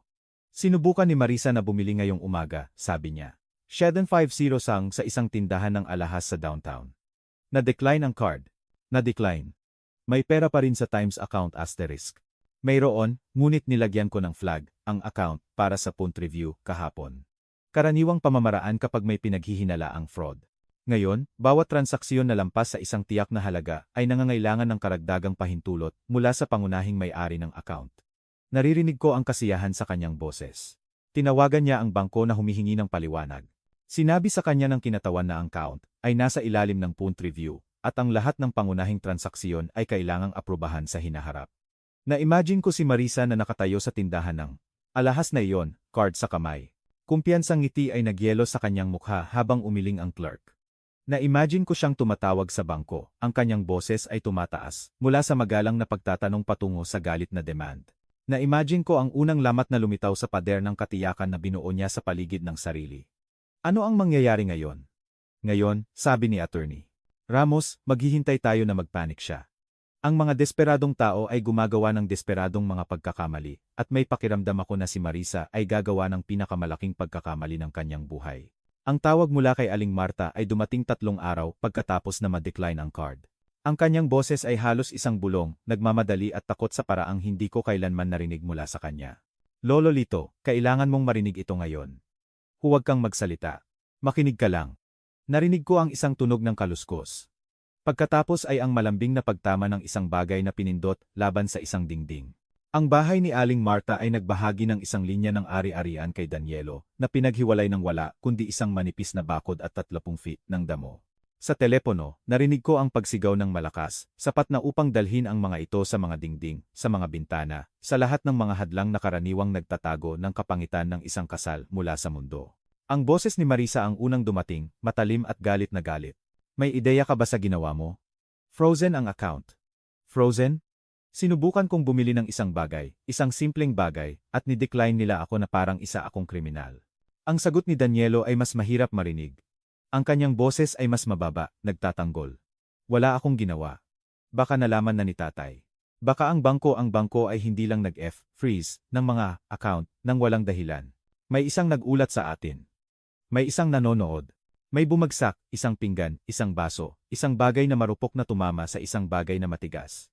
At nakatayo ka lang doon na parang walang silbing duwag na palagi ka ng ganyan. Huwag mo akong tawaging ganyan. Tumataas ang boses ni Danielo, nababasag sa isang emosyon na hindi ko narinig mula sa kanya sa loob ng maraming taon. Huwag kang maglakas loob na tawagin akong ganyan. Ginawa ko ang lahat ng hiniling mo. Lahat. Tinulak ko ang sarili kong tatay sa lupa. Hinayaan kitang magnakaw sa kanya. Nagsinungaling ako at nandaraya at sinira ang aking pamilya dahil sinabi mo sa akin na wala akong pagpipilian. Wala kang pagpipilian. Ang boses ni Marisa ay bumaba sa isang bagay na mas masahol pa kaysa sa pagsigaw, isang malamig, kinokontrol na paghamak na nagpakilabot sa aking balat kahit sa telepono. Wala ka ng pagpipilian kailanman. Hindi mula noong gabing iyon. 5 taon na ang nakalipas iyon. At susundan ka niyan sa buong buhay mo maliban na lang kung protektahan kita. Narinig ko ang mga yapak. Ang pag-ugong ng mga floorboard sa ilalim ng galit na bigat. Sino ang nagbayad sa babaeng iyon? Sino ang nagtiyak na hindi siya nagpunta sa pulis? Sino ang nagpaupo sa iyo sa labas ng bilangguan nang nararapat kang mabulok doon? Ang katahimikan na sumunod ay sapat na makapal upang masakal. Nang sa wakas ay nagsalita si Danielo muli, nagbago ang kanyang boses, desperado, ngayon ay nagmamakaawa. Nangako ka na hindi mo nagagamitin iyon laban sa akin. Nangako ka, Marisa. Pagkatapos kong sumang-ayon sa lahat, pagkatapos kong ibigay sa iyo ang kontrol ng pananalapi at tumigil sa pakikipagtalo at ginawa ang anumang gusto mo, sumumpa ka na hindi mo iyan ihahagis sa mukha ko. Ang mga pangako ay nagbabago kapag nagbabago ang mga pangyayari. Ang kanyang boses ay yelo. At ngayon, ang ating mga pangyayari ay nagbago ng malaki. Hindi ko na kaya ito. Nabali ang boses ni Danielo sa huling salita. Hindi ko na kayang mabuhay ng ganito. Baka dapat sabihin ko na lang sa kanya. Sabihin sa lahat. Pumunta ako sa pulis. At anong? Umamin sa isang etendran na nag-iwan ng isang babae na nagdurugo sa kalye. Tumawa si Marisa at ang tunog ay pangit, matagumpay. Sinaktan mo ang isang tao gamit ang iyong kotse at nagmaneho ka palayo. Danielo, iniwan mo ang isang batang ina na nakahiga sa semento habang tumakbo ka pa uwi at umiyak na parang bata. Gusto mo bang malaman iyan ng tatay mo? Gusto mo bang malaman iyan ng pulis? Dahil nasa akin pa rin ang ebidensya. Nasa akin ang mga resibo ng pag-aayos. Nasa akin ang mga litrato ng pinsala sa kotse mo. Nasa akin ang lahat ng kailangan ko upang sirain ka. Mahigpit ang hawak ko sa telepono hanggang sa pumuti ang aking mga buko. Ang buong larawan ay sa wakas ay luminaw, matalim at kakilakilabot. 5 taon na ang nakalipas, gumawa ang aking anak ng isang pagpili na sumira sa 2 buhay, ang babaeng sinaktan niya at ang sarili niya. Nagmamaneho siya ng lasing, pagkatapos ng isang follower party, sinaktan ang isang pedestrian, nagpanik, at tumakas sa halip na huminto, upang tumulong. Kinabukasan, paralisado ng pagkakasala at takot, umamin siya sa kanyang asawa, at si Marisa, sa halip na tulungan siyang harapin ang mga kahihinatnan, ay nakakita ng isang pagkakataon. Binayaran niya ang biktima, 20,000 ayon sa na-trace ni Attorney Ramos, pera na nagmula sa mga account, na hindi ko kailanman alam na umiiral. Nagtipon siya ng ebidensya, dinokumento ang lahat, at nilock ito, tulad ng isang sandata upang gamitin tuwing lumalabas sa linya si Danielo. Mula sa sandaling iyon, pag-aari na niya ang aking anak. Bawat desisyon na ginawa niya, bawat pagtataksil sa kanyang tatay, bawat piso na tinulungan niya itong nakawin, lahat ng ito ay ang presyo ng kanyang katahimikan. Hindi lang siya mahina. Siya ay nakulong sa isang hawla na sarili niyang gawa, na may isang jailer, na hindi kailanman hahayaan siyang kalimutan ang mga rehas. Ngayon, nagpatuloy si Marisa, ang kanyang boses ay nagdadala ng malinaw sa telepono ni Aling Marta. Tatawagan mo ang tatay mo. Kikumbinsihin mo siyang isalin sa iyo ang pag-aari ng bahay. Wala akong pakialam sa sasabihin mo, sa mga kasinungalingan na kailangan mong sabihin, sa mga pangako na kailangan mong gawin. Makukuha mo ang pirma na iyon, Danielo, o wawakasan ko ang buhay mo sa isang tawag sa pulis. Narinig ko si Danielo na gumawa ng isang tunog, na maaaring isang hikbi, o maaaring ang huling paghinga ng isang lalaki, na sa wakas ay tumigil na sa pakikipaglaban. Ang linya ay tumahimik maliban sa malayo, na tunog ng isang pinto na bumagsak, pagkatapos ay mga yapak na umatras sa katahimikan. Ang boses ni Aling Marta ay bumalik, nanginginig at malapit. Lolo Lito, nandyan ka pa ba? Nandito ako. Paumanhin ako. Hindi ko alam. Hindi ko kailanman naisip. Hindi mo kasalanan. Umupo ako sa silya ni Lola Lena, nakatitig sa mga sampagita sa windowsill, pinoproseso ang nalaman ko lang. Ang aking anak ay nagkasala ng isang kahila-hilakbot na krimen. Ang aking manugang ay gumamit ng krimen na iyon upang alipinin siya. At ngayon, sa banta sa kanyang access, sa pera, hinihigpitan niya ang mga kadena. Ano ang gagawin mo? Tanong ni Aling Marta. Naisip ko ang trust, ni Lola Lena. Ang ebidensya na tinipon ni Attorney Ramos, ang sandata na pinaniniwalaan ni Marisa na hawak niya sa ulo ni Danielo. Akala niya siya lang ang may leverage. Akala niya siya lang ang naghahanda. Nagkamali siya. Hihintayin ko si Danielo na tumawag, sabi ko. At kapag ginawa niya, bibigyan ko siya ng isang bagay na hindi kailanman ibinigay ng kanyang asawa. Ano iyon? Tiningnan ko ang litrato ni Lola Lena sa mantel, ang kanyang matatalim na mata, ang kanyang alam ng ngiti. Nakita niya itong darating. Inihanda niya ako para sa eksaktong sandaling ito. 100 palabas. Ang doorbell ay tumunog kinabukasan ng umaga habang dinidiligan ko ang mga sampagita ni Lola Lena. Sa frosted glass ng pintuan sa harap, nakita ko ang silweta ni Marisa, nag-iisa, walang Danielo. Ang kanyang posture ay iba sa anumang nakita ko noon. Tumayo siya na ang kanyang mga balikat ay bahagyang nakakubkob, ang kanyang ulo ay nakayuko, ang body language ng isang lumalapit ng may kapakumbabaan sa halip na mga hinihingi. Ibinaba ko ang watering can at binuksan ang pinto. Ang mukha ni Marisa ay isang obra maestra ng pagsisisi. Ang kanyang mga mata ay kumikinang sa maaaring luha. Ang kanyang ngiti ay malambot, hindi sigurado, walang katulad ng matalim na ekspresyon na karaniwan niyang isinusuot. Nakahawak siya ng isang folder sa kanyang dibdib, tulad ng isang kalasag. Lolo Lito. Ang kanyang boses ay bahagyang nanginginig. Alam kong marahil ako ang huling tao na gusto mong makita, ngunit mangyaring, maaari ba tayong mag-usap sandali lang? Tumabi ako at pinapasok siya. Naglakad siya sa tabi ko papasok sa sala, ang kanyang mga mata ay nag-scan sa espasyo na parabang nagkakatalogo ng mga nilalaman nito. Umupo siya sa gilid ng sofa, ang folder ay nakabalanse sa kanyang mga tuhod at naghintay na sumama ako sa kanya. May utang ako sa iyong paghingi ng tawad, nagsimula siya. Ang nangyari noong Pasko, hindi iyon mapapatawad. Ang stress ng Pasko, ang pressure na pinagdaanan namin ni Danielo sa aming pananalapi, lahat ay sumiklab lang. Nagsabi ako ng mga bagay na hindi ko sinasadya. May mga nangyari na hindi dapat mangyari. Nagdampi siya sa kanyang mga mata gamit ang isang tissue na lumitaw mula sa wala. Nagdadala ako ng sobrang pagkakasala, Lolo Lito. Hindi ako makatulog. Patuloy kong iniisip ka na nag-iisa sa bahay na ito, iniisip na wala kaming pakialam sa'yo. Pinanood ko ang kanyang performance nang may detachment ng isang lalaki na nakita na ang katotohanan sa likod ng kurtina. 24 oras na ang nakalipas, nakinig ako sa telepono ni Aling Marta habang ang parehong babaeng ito ay nagbanta na sirain ang buhay ng aking anak sa isang tawag sa telepono. Ngayon, nakaupo siya sa aking sala na nagpapanggap na umiyak. Ano ang gusto mo, Marisa? Bahagyang napakurap siya sa aking direktahan, pagkatapos ay bumawi ng may malungkot na ngiti. Gusto kong magsimula tayong muli. Gusto kong maging pamilya tayong muli. Sobrang namimiss ka ni Danielo. Pinag-uusapan ka niya sa lahat ng oras. Gusto lang namin na bumalik ang mga bagay sa dati. At ang folder. Tumingin siya rito na parabang nagulat na makita ito sa kanyang mga kamay. Ay, ito. Wala lang talaga. Ilang paperwork lang na pinag-uusapan namin ni Danielo. Isang paraan upang pasimplehin ang mga bagay para sa hinaharap. Siguraduhin na ang lahat ay protektado. Binuksan niya ang folder at kinuha ang isang dokumento, isinlide ito sa coffee table, patungo sa akin.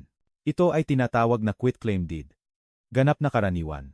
Inililipat lang nito ang pag-aari ng bahay kay Danielo, kaya hindi mo na kailangang mag-alala tungkol sa property taxes at maintenance at lahat ng mga headache na iyon. Kinuha ko ang dokumento at sinuri ito ng dahan-dahan, binabasa ang bawat linya, bawat probisyon, bawat piraso ng legal na wika.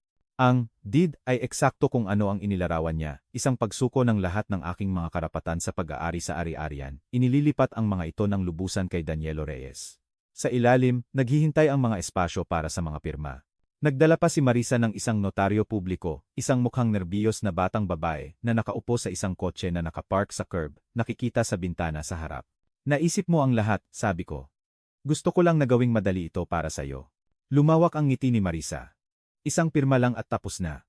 Walang mga abogado, walang bayad, walang komplikasyon. Ang notaryo ay nasa labas lang. Maaari nating ma-file ito bago magtanghalian.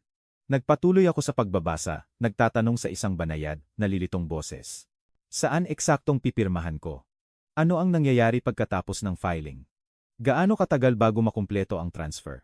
Sinagot ni Marisa ang bawat tanong ng may lumalaking kumpiyansa. Ang kanyang naunang pagkukunwari ng kapakumbabaan ay kumukupas habang nararamdaman niya ang tagumpay na papalapit. Ipinoproseso ito ng county recorder sa loob ng ilang araw, paliwanag niya. Kapag naitala na, ang pangalan ni Danielo ay nasa titulo na.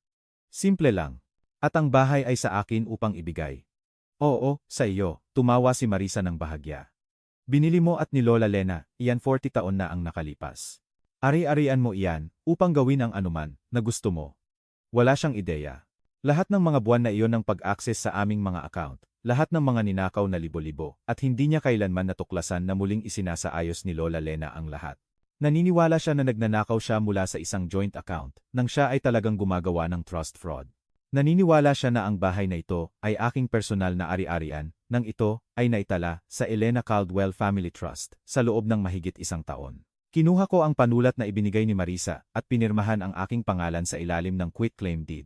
Ang kanyang mga mata ay lumiwanag sa isang gutom na hindi niya lubos na maitago. Kinuha niya ang dokumento mula sa aking mga kamay, bago pa man matuyo ang tinta, halos tumatalon mula sa sofa. Salamat, Lolo Lito. Hindi mo ito pagsisisihan. Titiyakin kong ma-file ang lahat ng maayos. Mag-uusap tayo sa lalong madaling panahon tungkol sa pagkuha sa iyo ng tulong sa bahay. Baka isang magandang assisted living place, kung saan maaari kang magpahinga, at gumagalaw na siya patungo sa pinto. Ang kanyang mga salita ay tumatakbo sa likuran niya tulad ng isang afterthought. Sa bintana, pinanood ko siyang kumaway sa notaryo publiko. Pinanood silang kumumpleto ng natitirang mga pirma sa hood ng kanyang kotse. Pinanood si Marisa na pumasok sa likod ng gulong nang may nasisiyahang ngiti ng isang babae na naniniwala na sa wakas ay nanalo na siya. Nagmaneho siya palayo ng hindi lumilingon. Bumalik ako sa mga sampagitan ni Lola Lena at ipinagpatuloy ang pagdidilig sa kanila. Nag-aaksaya ng oras, hinahayaan ang mga minuto na lumipas. Inihanda ako ni Attorney Ramos para sa sandaling ito. Ipinaliwanag niya kung ano ang eksaktong mangyayari kapag sinubukan ni Marisa na i-file ang deed na iyon. Eksakto kung paano tutugon ang sistema sa kanyang pagtatangka. Pagkalipas ng 2 oras, tumunog ang aking telepono. Ang pangalan ni Attorney Ramos ay umiilaw sa screen. Tapos na, sabi niya. Ni-file niya ang quitclaim sa County Recorder's Office, mga 1 oras na ang nakalipas. Ni-reject nila iyon agad. Sa anong batayan? Ang ari-arian ay nakatala sa Elena Caldwell Family Trust. Ikaw, bilang trustee, ay hindi maaaring maglipat ng mga ari-arian ng trust sa pamamagitan ng isang quitclaim deed. Ang filing ay invalid mula sa sandaling isinumite niya ito. Naririnig ko ang kasiyahan sa kanyang boses. Ngunit narito ang mahalagang bahagi. Ang County Recorder ay naglagay ng flag sa filing bilang isang posibleng tinangkang trust fraud. Kinakailangan sila ng batas na iulat ang mga kahinahinalang filing sa District Attorney's Office. Ibinaba ko ang watering can at tiningnan ang litrato ni Lola Lena sa mantel. Nakangiti siya tulad ng dati, ang kanyang mga mata ay matalim sa kaalaman ng lahat ng inihanda niya. Kaya gumawa lang si Marisa ng isang paper trail. Isang napakadetalyadong paper trail, kinumpirma ni Attorney Ramos. Isa na nagpapakita na sinubukan niyang dayain na ilipat ang ari-arian ng trust gamit ang isang dokumento na pinilit niyang pirmahan ng trustee sa ilalim ng mga huwad na pagkukunwari. Kasama ang mga talaan ng pananalapi na tinipon namin, binibigyan nito ang day ng lahat ng kailangan nila upang magbukas ng isang formal na investigasyon. Hindi pa niya alam. Hindi. Sa ngayon, marahil ay nagmamaneho siya pauwi, nagpaplano kung paano gagastusin ang pera na sa tingin niya ay nakakuha na niya. Wala siyang ideya na ibinigay lang niya sa atin ang ebidensya upang sirain siya. Nagpasalamat ako sa kanya at tinapos ang tawag. Sa labas, ang araw ng taglamig ay tumatagos sa mga ulap sa unang pagkakataon sa loob ng ilang araw. Naisip ko ang kumpiyansang ngiti ni Marisa habang nagmamaneho siya palayo, ang kanyang katiyakan na sa wakas ay natalo na niya ang mahinang matandang lalaki na humadlang sa kanya. Malalaman niya sa lalong madaling panahon. Tama si Lola Lena sa lahat at ang digmaan na inihanda niya para sa akin ay malapit nang magsimula ng seryoso. Dumating ang Marso na may unang mga palatandaan ng tagsibol na tumutulak sa nagyayelong lupa, berdeng mga shoot na lumilitaw mula sa lupa na tila patay ilang linggo lang ang nakalipas. Ang panahon ng pagpapanibago ay dumating at kasama nito ang paghihiganti na inihanda ko mula noong bisperas ng Pasko. Binuksan ng Adult Protective Services ang kanilang formal na investigasyon sa ika-3 ng buwan. Ang case file ay dumating sa desk ng isang supervisor na may bigat ng napakalaking ebidensya. Ang metikulosong dokumentasyon ni Attorney Ramos ng bawat fraudulent withdrawal. Ang sinumpaang testimonya ni Aling Marta tungkol sa nasaksihan at narinig niya ang nireject na quitclaim deed na nagpakita ng malinaw na intensyon na mandaya. Sinabi sa akin ng investigator na nakatalaga sa aking kaso, isang matalim ang mata na babae na nagngangalang Rodriguez, na bihira siyang nakakita ng ganap na larawan ng elder financial abuse. Karamihan sa mga kaso ay tumatagal ng ilang buwan upang buuin, sabi niya sa aming ikalawang pagpupulong. Ang iyo ay dumating ng ganap na nabuo. May gumawa ng pambihirang trabaho sa paghahanda nito. Naisip ko si Lola Lena sa kanyang huling buwan, pumipirma ng mga dokumento habang kinakain siya ng cancer, nagtatayo ng mga dingding na hindi ko kailangan hanggang sa mawala siya. May gumawa, sumang-ayon ako. Sa ika-15 ng Marso, formal kong inactivate ang probisyon ng proteksiyon sa trust ni Lola Lena. Bilang trustee, may autoridad akong suspindihin ang lahat ng mga karapatan ng beneficiary kapag may ebidensya ng financial exploitation. Ang legal na notice ay inihatid kina Danielo at Marisa sa pamamagitan ng certified mail. Nagpapaalam sa kanila na ang kanilang access sa lahat ng ari-arian ng trust ay agad na frozen, at mayroon silang 3 araw upang lisanin ang ari-arian kung saan sila nakatira, isang ari-arian na, tulad ng lahat ng iba pa na pinaniniwalaan nilang pag-aari nila, ay pag-ari ng Times Elena Caldwell Family Trust *. Ang tugon ni Marisa ay mabilis at predictable. Kumuha siya ng isang abogado, isang maingay na lalaki sa isang mamahaling suit, na nag-file ng mga motion na nag-aangkin na ako ay mentally incompetent, na ako ay minanipula ng mga impluwensya sa labas. Na ang trust mismo ay invalid dahil si Lola Lena ay malinaw na nagdusa mula sa demensya nang likhain niya ito. Humiling siya ng isang emergency hearing. Ipininta ako bilang isang nalilitong matandang lalaki na pinagsamantalahan ng mga nagpaplano na kapitbahay at sakim na mga abogado. Hinirang ng korte si Dr. Patricia Williams, isang psikologo na may 30 taon ng karanasan sa pag-evaluate ng cognitive function sa mga matatandang pasyente. Kinapanayam niya ako sa loob ng 2 oras sa isang tahimik na opisina na umalingasaw sa lavender at lumang mga libro. Tinanong niya ako ng mga tanong tungkol sa kasalukuyang mga pangyayari, tungkol sa aking pang-araw-araw na mga gawain, tungkol sa komplikadong mga konsepto ng pananalapi at mga relasyon sa pamilya. Binigyan niya ako ng mga puzzle upang lutasin at mga alaala upang alalahanin. Ang kanyang konklusyon, inihatid sa korte sa isang 2 bulan pahinang ulat, ay hindi malabo. Si Ginoong Warlito Reyes ay nagpapakita ng pambihirang cognitive function at emosyonal na stability para sa isang lalaki ng anumang edad. Ang kanyang alaala ay matalim, ang kanyang pangangatwiran ay matino, at ang kanyang pag-unawa sa kanyang pananalapi at legal na sitwasyon ay komprehensibo. Siya ay ganap na competent na pamahalaan ang kanyang sariling mga gawain at maglingkod bilang trustee ng ari-arian ng kanyang yumaong asawa. Ang abogado ni Marisa ay umatras mula sa kaso 2 araw pagkatapos. Narinig ko sa pamamagitan ni Attorney Ramos na natuklasan niya ang buong lawak ng ginawa ng kanyang kliyente at ayaw niyang maging bahagi ng pagtatanggol dito. Ang ika-30 araw ay tumapat sa isang Sabado. Maaga akong gumising at nagbihis ng maingat, pinipili ang suit na palaging gusto ni Lola Lena, ang navy blue, na sinabi niyang ginawa akong mukhang marangal. Nagmaneho ako sa bahay ni Danielo, ang bahay ng trust, at nagpark sa tapat ng kalye sa halos eksaktong parehong lugar kung saan ako umupo sa bisperas ng Pasko. Pinapanood ang aking pamilya na tumawa nang wala ako. Dumating ang sheriff's cruiser, 9 ng eksakto.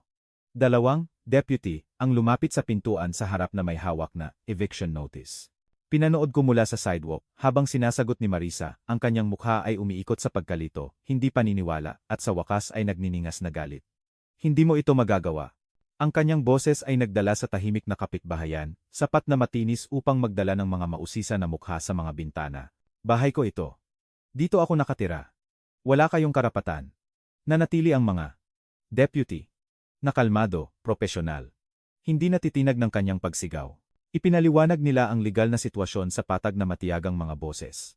Ang ari-arian ay pag-aari ng Elena Caldwell Family Trust. Ang mga naninirahan ay binigyan ng 30 araw na notice upang lisanin. Ang notice na iyon ay nag-expire na. Maaari silang umalis ng kusang loob o alisin ng sapilitan.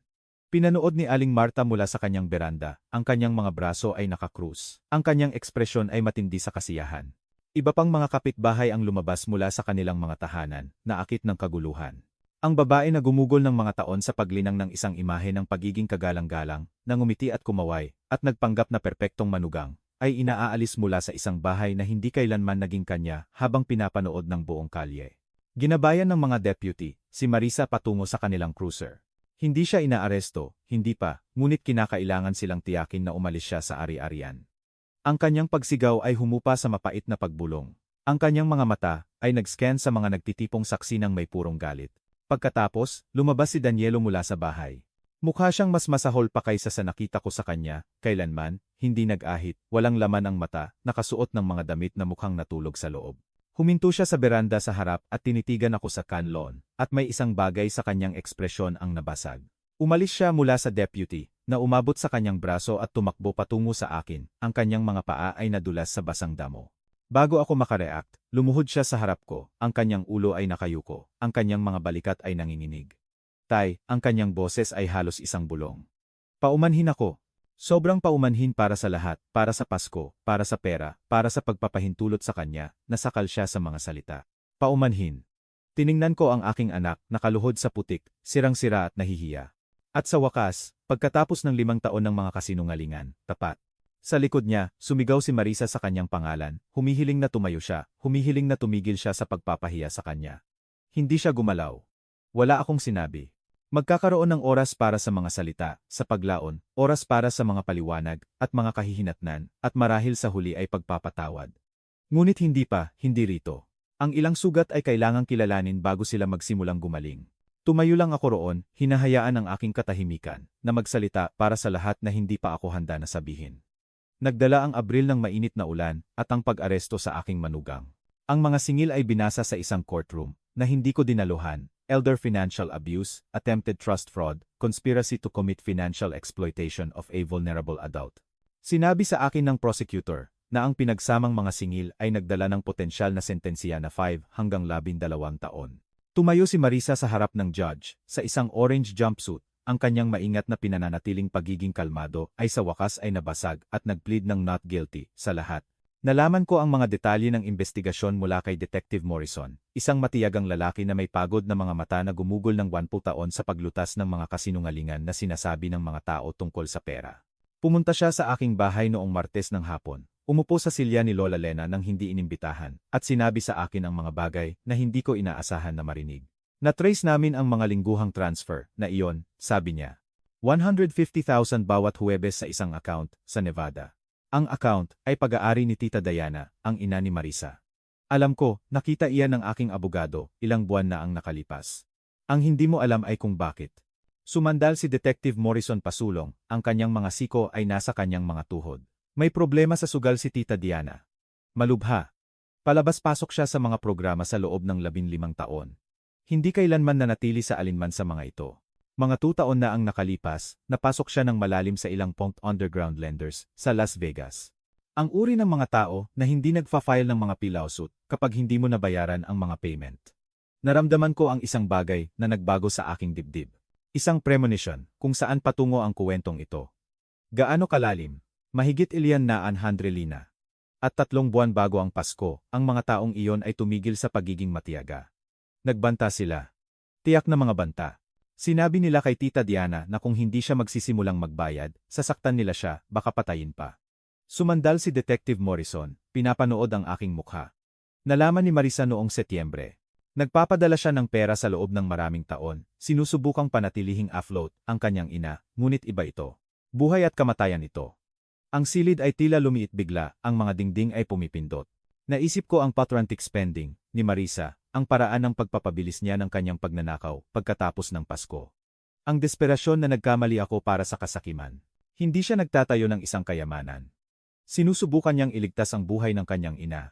Gumawa siya ng mga kahila-hilakbot na pagpili. Nagpatuloy si Detective Morrison, kriminal na mga pagpili. Ngunit hindi niya ito ginagawa para sa alahas at bakasyon. Ginagawa niya ito dahil naniniwala siyang papatayin ang kanyang ina kung hindi siya makakakuha ng pera. Umupo ako sa kaalamang iyon ng matagal pagkatapos umalis ni Detective Morrison. Ang bahay ay tahimik maliban sa pagtibok ng grandfather clock na minana ni Lola Lena mula sa kanyang mga magulang. Naisip ko ang mga anak na babae at mga ina tungkol sa mga sukdulang ginagawa namin upang protektahan ang mga taong mahal namin. Tungkol sa mga lihim na itinatago namin at ang mga kasalanan na ginagawa namin sa ngalan ng pamilya. Hindi si Marisa masama sa simpleng paraan na naisip ko. Siya ay isang anak na babae na nanood sa kanyang ina na pumasok sa adiksyon at utang, na nakatanggap ng mga banta na pinaniniwalaan niyang totoo, na gumawa ng mga pagpili na sumira sa mga buhay, kasama na ang sarili niya, dahil hindi siya makakita ng ibang paraan. Nagkamali siya. Siya ay kriminal. Ngunit siya rin, sa kanyang sariling baluktot na paraan, ay sinusubukang gawin ang ginawa ni Lola Lena para sa akin. Kinabukasan ng umaga, bumisita ako sa opisina ng prosecutor. Ang Assistant District Attorney ay isang batang babae na may matatalim na mata at isang folder na puno ng ebidensya laban sa aking manugang. Inasahan niyang pipilitin ko ang maximum penalties, humingi ng bar restitution, humingi ng dugo. Hindi ko aatrasin ang mga singil, sabi ko. Mali ang ginawa niya. Kailangan niyang harapin ang mga kahihinatnan. Siyempre, Ginoong Reyes, balak naming ituloy, ngunit iwa-waive ko ang aking karapatan sa personal na restitution. Pinanood ko ang kanyang ekspresyon na lumipat mula sa kasiyahan patungo sa pagkalito. Ano man ang pera na mababawi, gamitin iyon upang makuha ang kanyang ina sa treatment, isang tunay na programa, residential, pangmatagalan, at huwag ilagay ang pangalan ko rito. Hindi ko kailangan ang pasasalamat ni Marisa, at ayaw ko ito. Sinubukan ng prosecutor na makipagtalo, ngunit nanatili akong matatag. Tinuruan ako ni Lola Lena na ang hustisya at awa ay hindi magkasalungat. Maaari kang humingi ng pananagutan habang nag-iiwan pa rin ng silid para sa biyaya. Si Marisa ay mapupunta sa bilangguan, ngunit ang kanyang ina ay maaaring sa wakas ay makakuha ng tulong na kailangan niya. Naramdaman kong ito ay isang bagay na gugustuhin ni Lola Lena. Malapit na ako sa pinto nang naabutan ako ni Detective Morrison sa pasilyo. Ginoong Reyes, may isa pa. Ang iyong anak ay nakikipagtulungan sa aming investigasyon. Ganap na nakikipagtulungan. Ibinigay niya sa amin ang lahat. Mga talaan ng bangko, mga email, testimonya tungkol sa kung paano siya kinontrol ni Marisa. Tumigil ako sa paglalakad. Nakikipagtulungan si Danielo. Higit pa sa nakikipagtulungan. Sinalubong ako ni Detective Morrison nang may isang bagay na maaaring respeto. Handa siyang magpatotoo tungkol sa lahat, kasama na ang nangyari 5 taon na ang nakalipas. Ang aksidente. Ang pagtatago, lahat. Tumawag sa akin si attorney Ramos noong hapon ding iyon, ang kanyang boses ay nagdadala ng isang bigat na hindi ko narinig mula sa kanya noon. Lolo Lito, umalis lang ang iyong anak sa opisina ko. Sa tingin ko, kailangan mong malaman kung ano ang nangyari. Umupo ako sa silya ni Lola Lena at nakinig habang inilalarawan ni attorney Ramos ang pagbisita. Dumating si Danielo nang hindi inanunsiyo, naglalakad sa pinto tulad ng isang lalaki na lumalapit sa sarili niyang pagpapatupad. Siya ay tumanda ng 10 taon sa loob ng 4 na buwan. Payat, walang laman ang mata, ang kanyang mga damit ay nakabitin ng maluwag sa isang katawan na dating matibay. Ngunit iba ang kanyang mga mata, sabi ni attorney Ramos, malinaw sa unang pagkakataon. Ang hamog ng takot at kahihiyan ay sa wakas ay umalis. Bakit ka nandito? Tinanong siya ni attorney Ramos. Ang sagot ni Danielo ay dahan-dahan dumating, bawat salita ay hinugot mula sa isang lugar na malalim. Kailangan kong malaman kung ano ang alam ng aking ina tungkol sa akin. Kailangan kong malaman kung kinamuhian niya ako nang namatay siya. Huminto si attorney Ramos sa kanyang pagsasalaysay, at narinig ko siyang huminga. Lolo Lito, may iniwan pa si Lola Lena. Isang bagay na hindi ko dapat sabihin sa iyo maliban kung si Danielo mismo ang naghahanap nito. Mahigpit ang hawak ko sa telepono. Ano ang ibig mong sabihin? Isang pangalawang liham. Sumulat siya ng isa para sa iyo at isa para sa kanya. Pinapangako niya ako na panatilihing selyado ang kay Danielo hanggang sa humingi siya nito ng mag-isa. Sabi niya, gagawin niya iyon sa huli. Sabi niya, kailangan lang niya ng oras upang makahanap ng kanyang daan pabalik. Ipinikit ko ang aking mga mata at nakita ang kanyang mukha. Ang aking Lola Lena, laging 3 hakbang sa unahan, laging naghahanda para sa mga kinabukasan na hindi niya aabutin.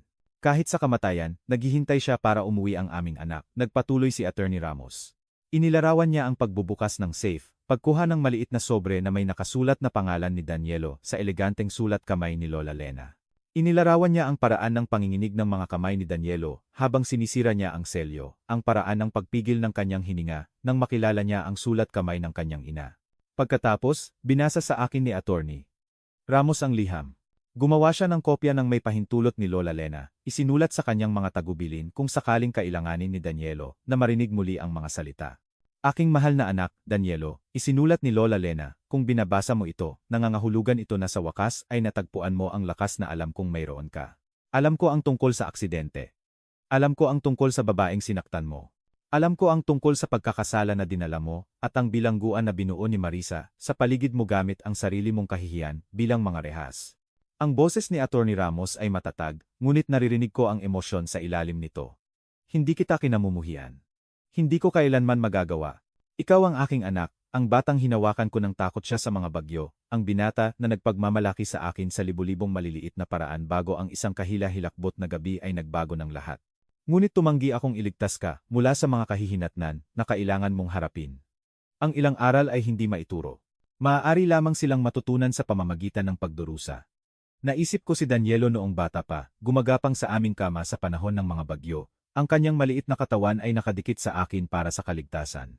Naisip ko siya bilang isang teenager na desperado na patunayan ang sarili. Sobrang takot na mabigo kami.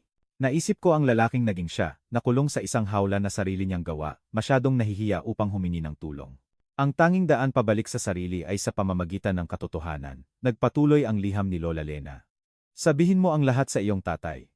Hayaan mo siyang magpasya kung ano ang susunod.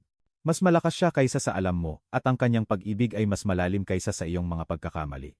At tandaan, minahal kita muna at minahal kita sa huli, kahit na nakalimutan mong mahalin ang iyong sarili, ang iyong ina, Elena. Sinabi sa akin ni attorney Ramos na ganap na bumagsak si Danielo nang matapos siyang magbasa. Umiyak siya sa paraang hindi kailanman nakita ni attorney Ramos na umiyak ang isang lalaking may sapat na gulang. Malalaking humihikbi na tila naghihiwalay mula sa isang lugar na nilak niya sa loob ng 5 taon. Hinayaan siya ni attorney Ramos na umiyak ng walang pagkaantala, nang hindi nag-aalok ng huwad na ginhawa, nang hindi sinusubukan na gawing mas mahusay ang mga bagay. Ang ilang kalungkutan ay kailangang ipahayag ng lubusan bago ito magsimulang gumaling.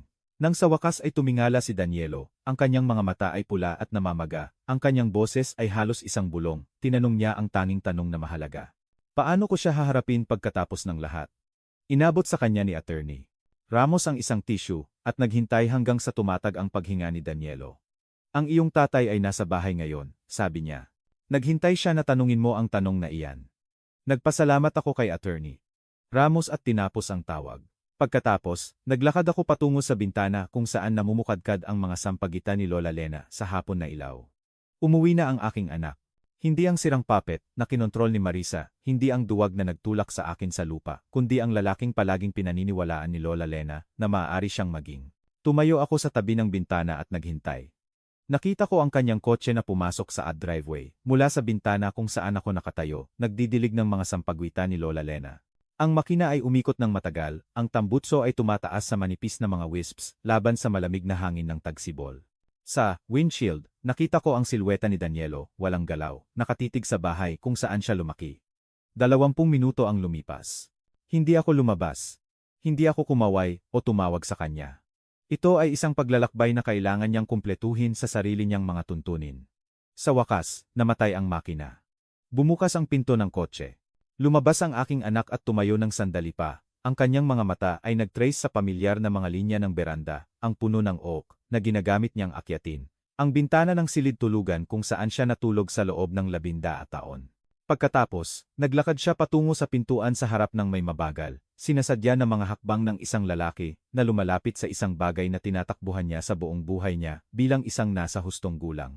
Ang katok ay malambot, halos nag-aatubili. Ibinaba ko ang watering can, pinunasan ang aking mga kamay sa dish towel, na binurdahan ni Lola Lena ng maliliit na asul na bulaklak, at binuksan ang pinto. Tumayo si Danielo sa threshold, ang kanyang mga kamay ay nanginginig sa kanyang mga tagiliran. Mukha siyang mas masahol pa kaysa sa nakita ko sa kanya sa pagpapaalis, kung posible iyon, mas payat, mas maputla, ang mga buto ng kanyang mukha ay matalim sa ilalim ng balat, na tila masyadong masikip. Ngunit iba ang kanyang mga mata. Naroon pa rin ang takot, ngunit sa ilalim nito, nakita ko ang isang bagay na hindi ko nakita sa loob ng maraming taon. Kalinawan, pagpapasiya, ang pagpayag na harapin ang anumang dumating, nang hindi kumukurap. Sa loob ng mahabang sandali, wala sa amin ang nagsalita. Tiningnan ko ang aking anak, talagang tiningnan siya, at nakita ko ang nakaraan ng payat na estranghero na naging siya. Nakita ko ang takot na batang gumawa ng isang kahila-hilakbot na pagkakamali. Isang gabi 5 taon na ang nakalipas, na nagdagdag sa pagkakamaling iyon ng mga kasinungalingan at kaduwagan, na nawala ang sarili ng lubusan sa bilangguan ng sarili niyang kahihiyan na nakalimutan niya kung sino siya. Hindi siya ang mahinang lalaki na nilikha ni Marisa. Siya ang aking anak, sirang-sira at nahihiya, sa wakas ay handa ng tumigil sa pagtatago. Tumabi ako at hinawakan ang pinto ng bukas. Pumasok ka. Sariwa ang kape. Napahinga si Danielo na para bang inasahan niyang isasara ko ang pinto sa kanyang mukha. Tumawid siya sa threshold, nang dahan-dahan, ang kanyang mga mata ay gumagalaw sa sala, tinitingnan ang pamilyar na furniture, ang mga litrato, sa mga dingding. Ang mga sampagutan na namumukadkad sa tabi ng bintana. Nang dumapo ang kanyang tingin sa retrato ni Lola Lena sa ibabaw ng mantel, tumigil siya sa paglalakad at tinitigan ang kanyang mukha ng matagal. Dinala ko siya sa kusina, sa mesa, kung saan siya kumain ng almusal bawat umaga ng kanyang pagkabata, kung saan siya gumawa ng homework, at nagpalabas ng mga kandila ng kaarawan, at nakipagtalo sa kanyang ina tungkol sa curfew. Nagbuhos ako ng 2 tasa ng kape, at inilagay ang isa sa harap niya. Pagkatapos, umupo ako sa tapat niya at naghintay. Ang katahimikan ay umabot sa pagitan namin, mabigat sa lahat ng kailangang sabihin. Ipinulupot ni Danielo ang kanyang mga kamay sa paligid ng tasa ng kape, ngunit hindi uminom. Ang kanyang mga mata ay nanatiling nakatitig sa mesa, sa kanyang sariling nanginginig na mga daliri, sa anuman maliban sa aking mukha. Pagkatapos, nagsimula siyang magsalita. Sinabi niya sa akin ang tungkol sa gabi 5 taon na ang nakalipas, ang .work party, ang mga inumin na hindi niya dapat ininom, ang desisyon na magmaneho pa rin pauwi dahil siya ay si Danielo Reyes, responsable at maga, at walang masamang nangyayari sa mga taong tulad niya. Sinabi niya sa akin ang tungkol sa babae na tumatawid sa kalye, ang impact na naramdaman niya sa pamamagitan ng manibela, ang kahila-hilakbot na sandali nang tumingin siya sa rear view mirror. At nakita siyang nakahiga ng walang galaw sa semento. Sinabi niya sa akin kung paano siya nagpanik, kung paano siya nagmaneho palayo sa halip na huminto, sa halip na tumawag para sa tulong, sa halip na gawin ang anuman sa mga bagay na gagawin ng isang disenteng tao. Sinabi niya sa akin ang tungkol sa gabing walang tulog na sumunod, ang takot sa ginawa niya, na tumitira sa kanyang mga buto tulad ng lason. Sinabi niya sa akin ang tungkol sa pag-amin kay Marisa kinabukasan ng umaga. Umaasa na tutulungan niya siyang sumuko. Umaasa na tatayo siya sa tabi niya habang hinaharap niya ang mga kahihinatnan. Sa halip, nakakita siya ng isang pagkakataon. Inilarawan ni Danielo ang mga taon na sumunod sa isang patag, walang laman na boses. Ang payoff na inayos ni Marisa, ang ebidensya na tinipon niya, ang mabagal na paghigpit ng kanyang kontrol sa bawat aspeto ng kanyang buhay. Hindi siya nagbigay ng mga dahilan. Hindi niya sinisisi si Marisa para sa mga pagpili na sa huli ay sarili niya. Sinabi lang niya ang katotohanan, lahat ng ito, hinahayaan itong umagos mula sa kanya, tulad ng tubig mula sa isang sirang dam. Nang matapos siya, tahimik ang kusina, maliban sa pagtibok ng orasan sa dingding. Umupo ako sa kanyang mga salita, hinahayaan silang tumira, nararamdaman ang bigat nila, gumawa ang aking anak ng isang kahila-hilakbot na bagay. Dinagdagan niya ang kahila-hilakbot na bagay na iyon ng kaduwagan at mga kasinungalingan. Pinayagan niya ang sarili na kontrolin, nakibahagi sa pagnanakaw sa akin, nagtulak sa akin sa lupa, sa bisperas ng Pasko. Ngunit nakaupo rin siya sa tapat ko ngayon, nagsasabi ng katotohanan, nang walang hinihingi na anuman bilang kapalit, may halaga iyon. Kailangan mong itama ito, sabi ko sa wakas. Ang babaeng sinaktan mo, nararapat siyang malaman na paumanhin ka. Nararapat niyang marinig ito mula sa iyo, ng direkta, hindi sa pamamagitan ng mga abogado o pag-aayos ng insurance. Hindi sa akin ang pagpapatawad na iyon upang ibigay. Dahan-dahang tumango si Danielo, ang mga luha ay dumudulas sa kanyang mga pisngi. Alam ko. Nakipag-ugnayan na ako sa kanya sa pamamagitan ng aking abogado. Pumayag siyang makipagkita sa akin sa susunod na linggo. Handa akong harapin ang anumang dumating pagkatapos noon. Kung gusto niyang mag-file ng mga singil, hindi ko lalabanan. Tapos na akong tumakbo. Tiningnan ko ang aking anak, talagang tiningnan siya, at nakita ko ang isang bagay na kinatatakutan kong nawala ng tuluyan. Ang batang pinalaki ko ay naroon pa rin, nakalibing sa ilalim ng mga taon ng takot at kahihiyan. Umaakyat siya pabalik sa ibabaw, isang masakit na katotohanan sa isang pagkakataon. Inabot ko ang mesa, at inilagay ang aking kamay sa ibabaw ng kanya. Ang kanyang mga daliri ay malamig, nanginginig, ngunit hindi siya humila. Iyan ang unang bagay na ginawa mo sa loob ng 5 taon na parang ang anak ko. Nalukot ang mukha ni Danielo. Umiyak siya. Ngayon, hindi ang desperadong hikbi na inilarawan ni Attorney Ramos, kundi mas tahimik na luha ng pagpapalaya at lunas. Hinayaan ko siyang umiyak. Ang ilang bagay ay hindi maaaring apurahin. Nang humupa ang mga luha, tumayo ako, at naglakad sa mantel. Inangat ko ang litrato ni Lola Lena, mula sa lugar nito ng karangalan, at dinala ito pabalik sa mesa. Inilalagay ito sa pagitan namin upang maaari siyang maging bahagi ng sandaling ito, na pinaghirapan niyang gawing posible. Hindi ka kailanman sinukuan ng iyong ina, sabi ko. Alam niya ang tungkol sa aksidente. Alam niya ang tungkol kay Marisa. Inihanda niya ang lahat. Ang gun trust, ang mga liham, ang mga proteksiyon, dahil naniwala siyang makakahanap ka ng iyong daan pabalik sa huli. Hinawakan ko ang gilid ng frame, ang pamilyar na silver na naghawak ng kanyang imahe sa loob ng maraming taon. Hindi kanya mailigtas hanggang sa handa ka nang iligtas ang sarili mo. Tiningnan ni Danielo ang mukha ng kanyang ina, sa alam ng ngiti at matatalim na mata na minahal ko sa loob ng 43 taon. Pinanood ko ang pag-unawa na sumikat sa kanyang ekspresyon. Pinanood siyang sa wakas ay nauunawaan kung ano ang ginawa ni Lola Lena at bakit. Pinrotektahan niya kaming dalawa, bulong niya, sa iba't ibang paraan lang. Oo, ginawa niya. Kinabukasan ng umaga, gumising ako sa bukang liwayway, tulad ng dati, at naglakad sa condo sill, kung saan naghihintay ang mga sampagitan ni Lola Lena. Pinuno ko ang gong watering can, sinubukan ang lupa gamit ang aking daliri, nagsimula ng maingat na ritual na ginawa ko araw-araw sa loob ng mahigit 1 taon. Ngunit ngayong umaga, hindi ako nag-iisa. Tumayo si Danielo sa tabi ko, pinapanood ang aking mga galaw, pinag-aaralan ang ritmo ng pangangalaga na itinuro sa akin ng kanyang ina nang hindi ko nalalaman.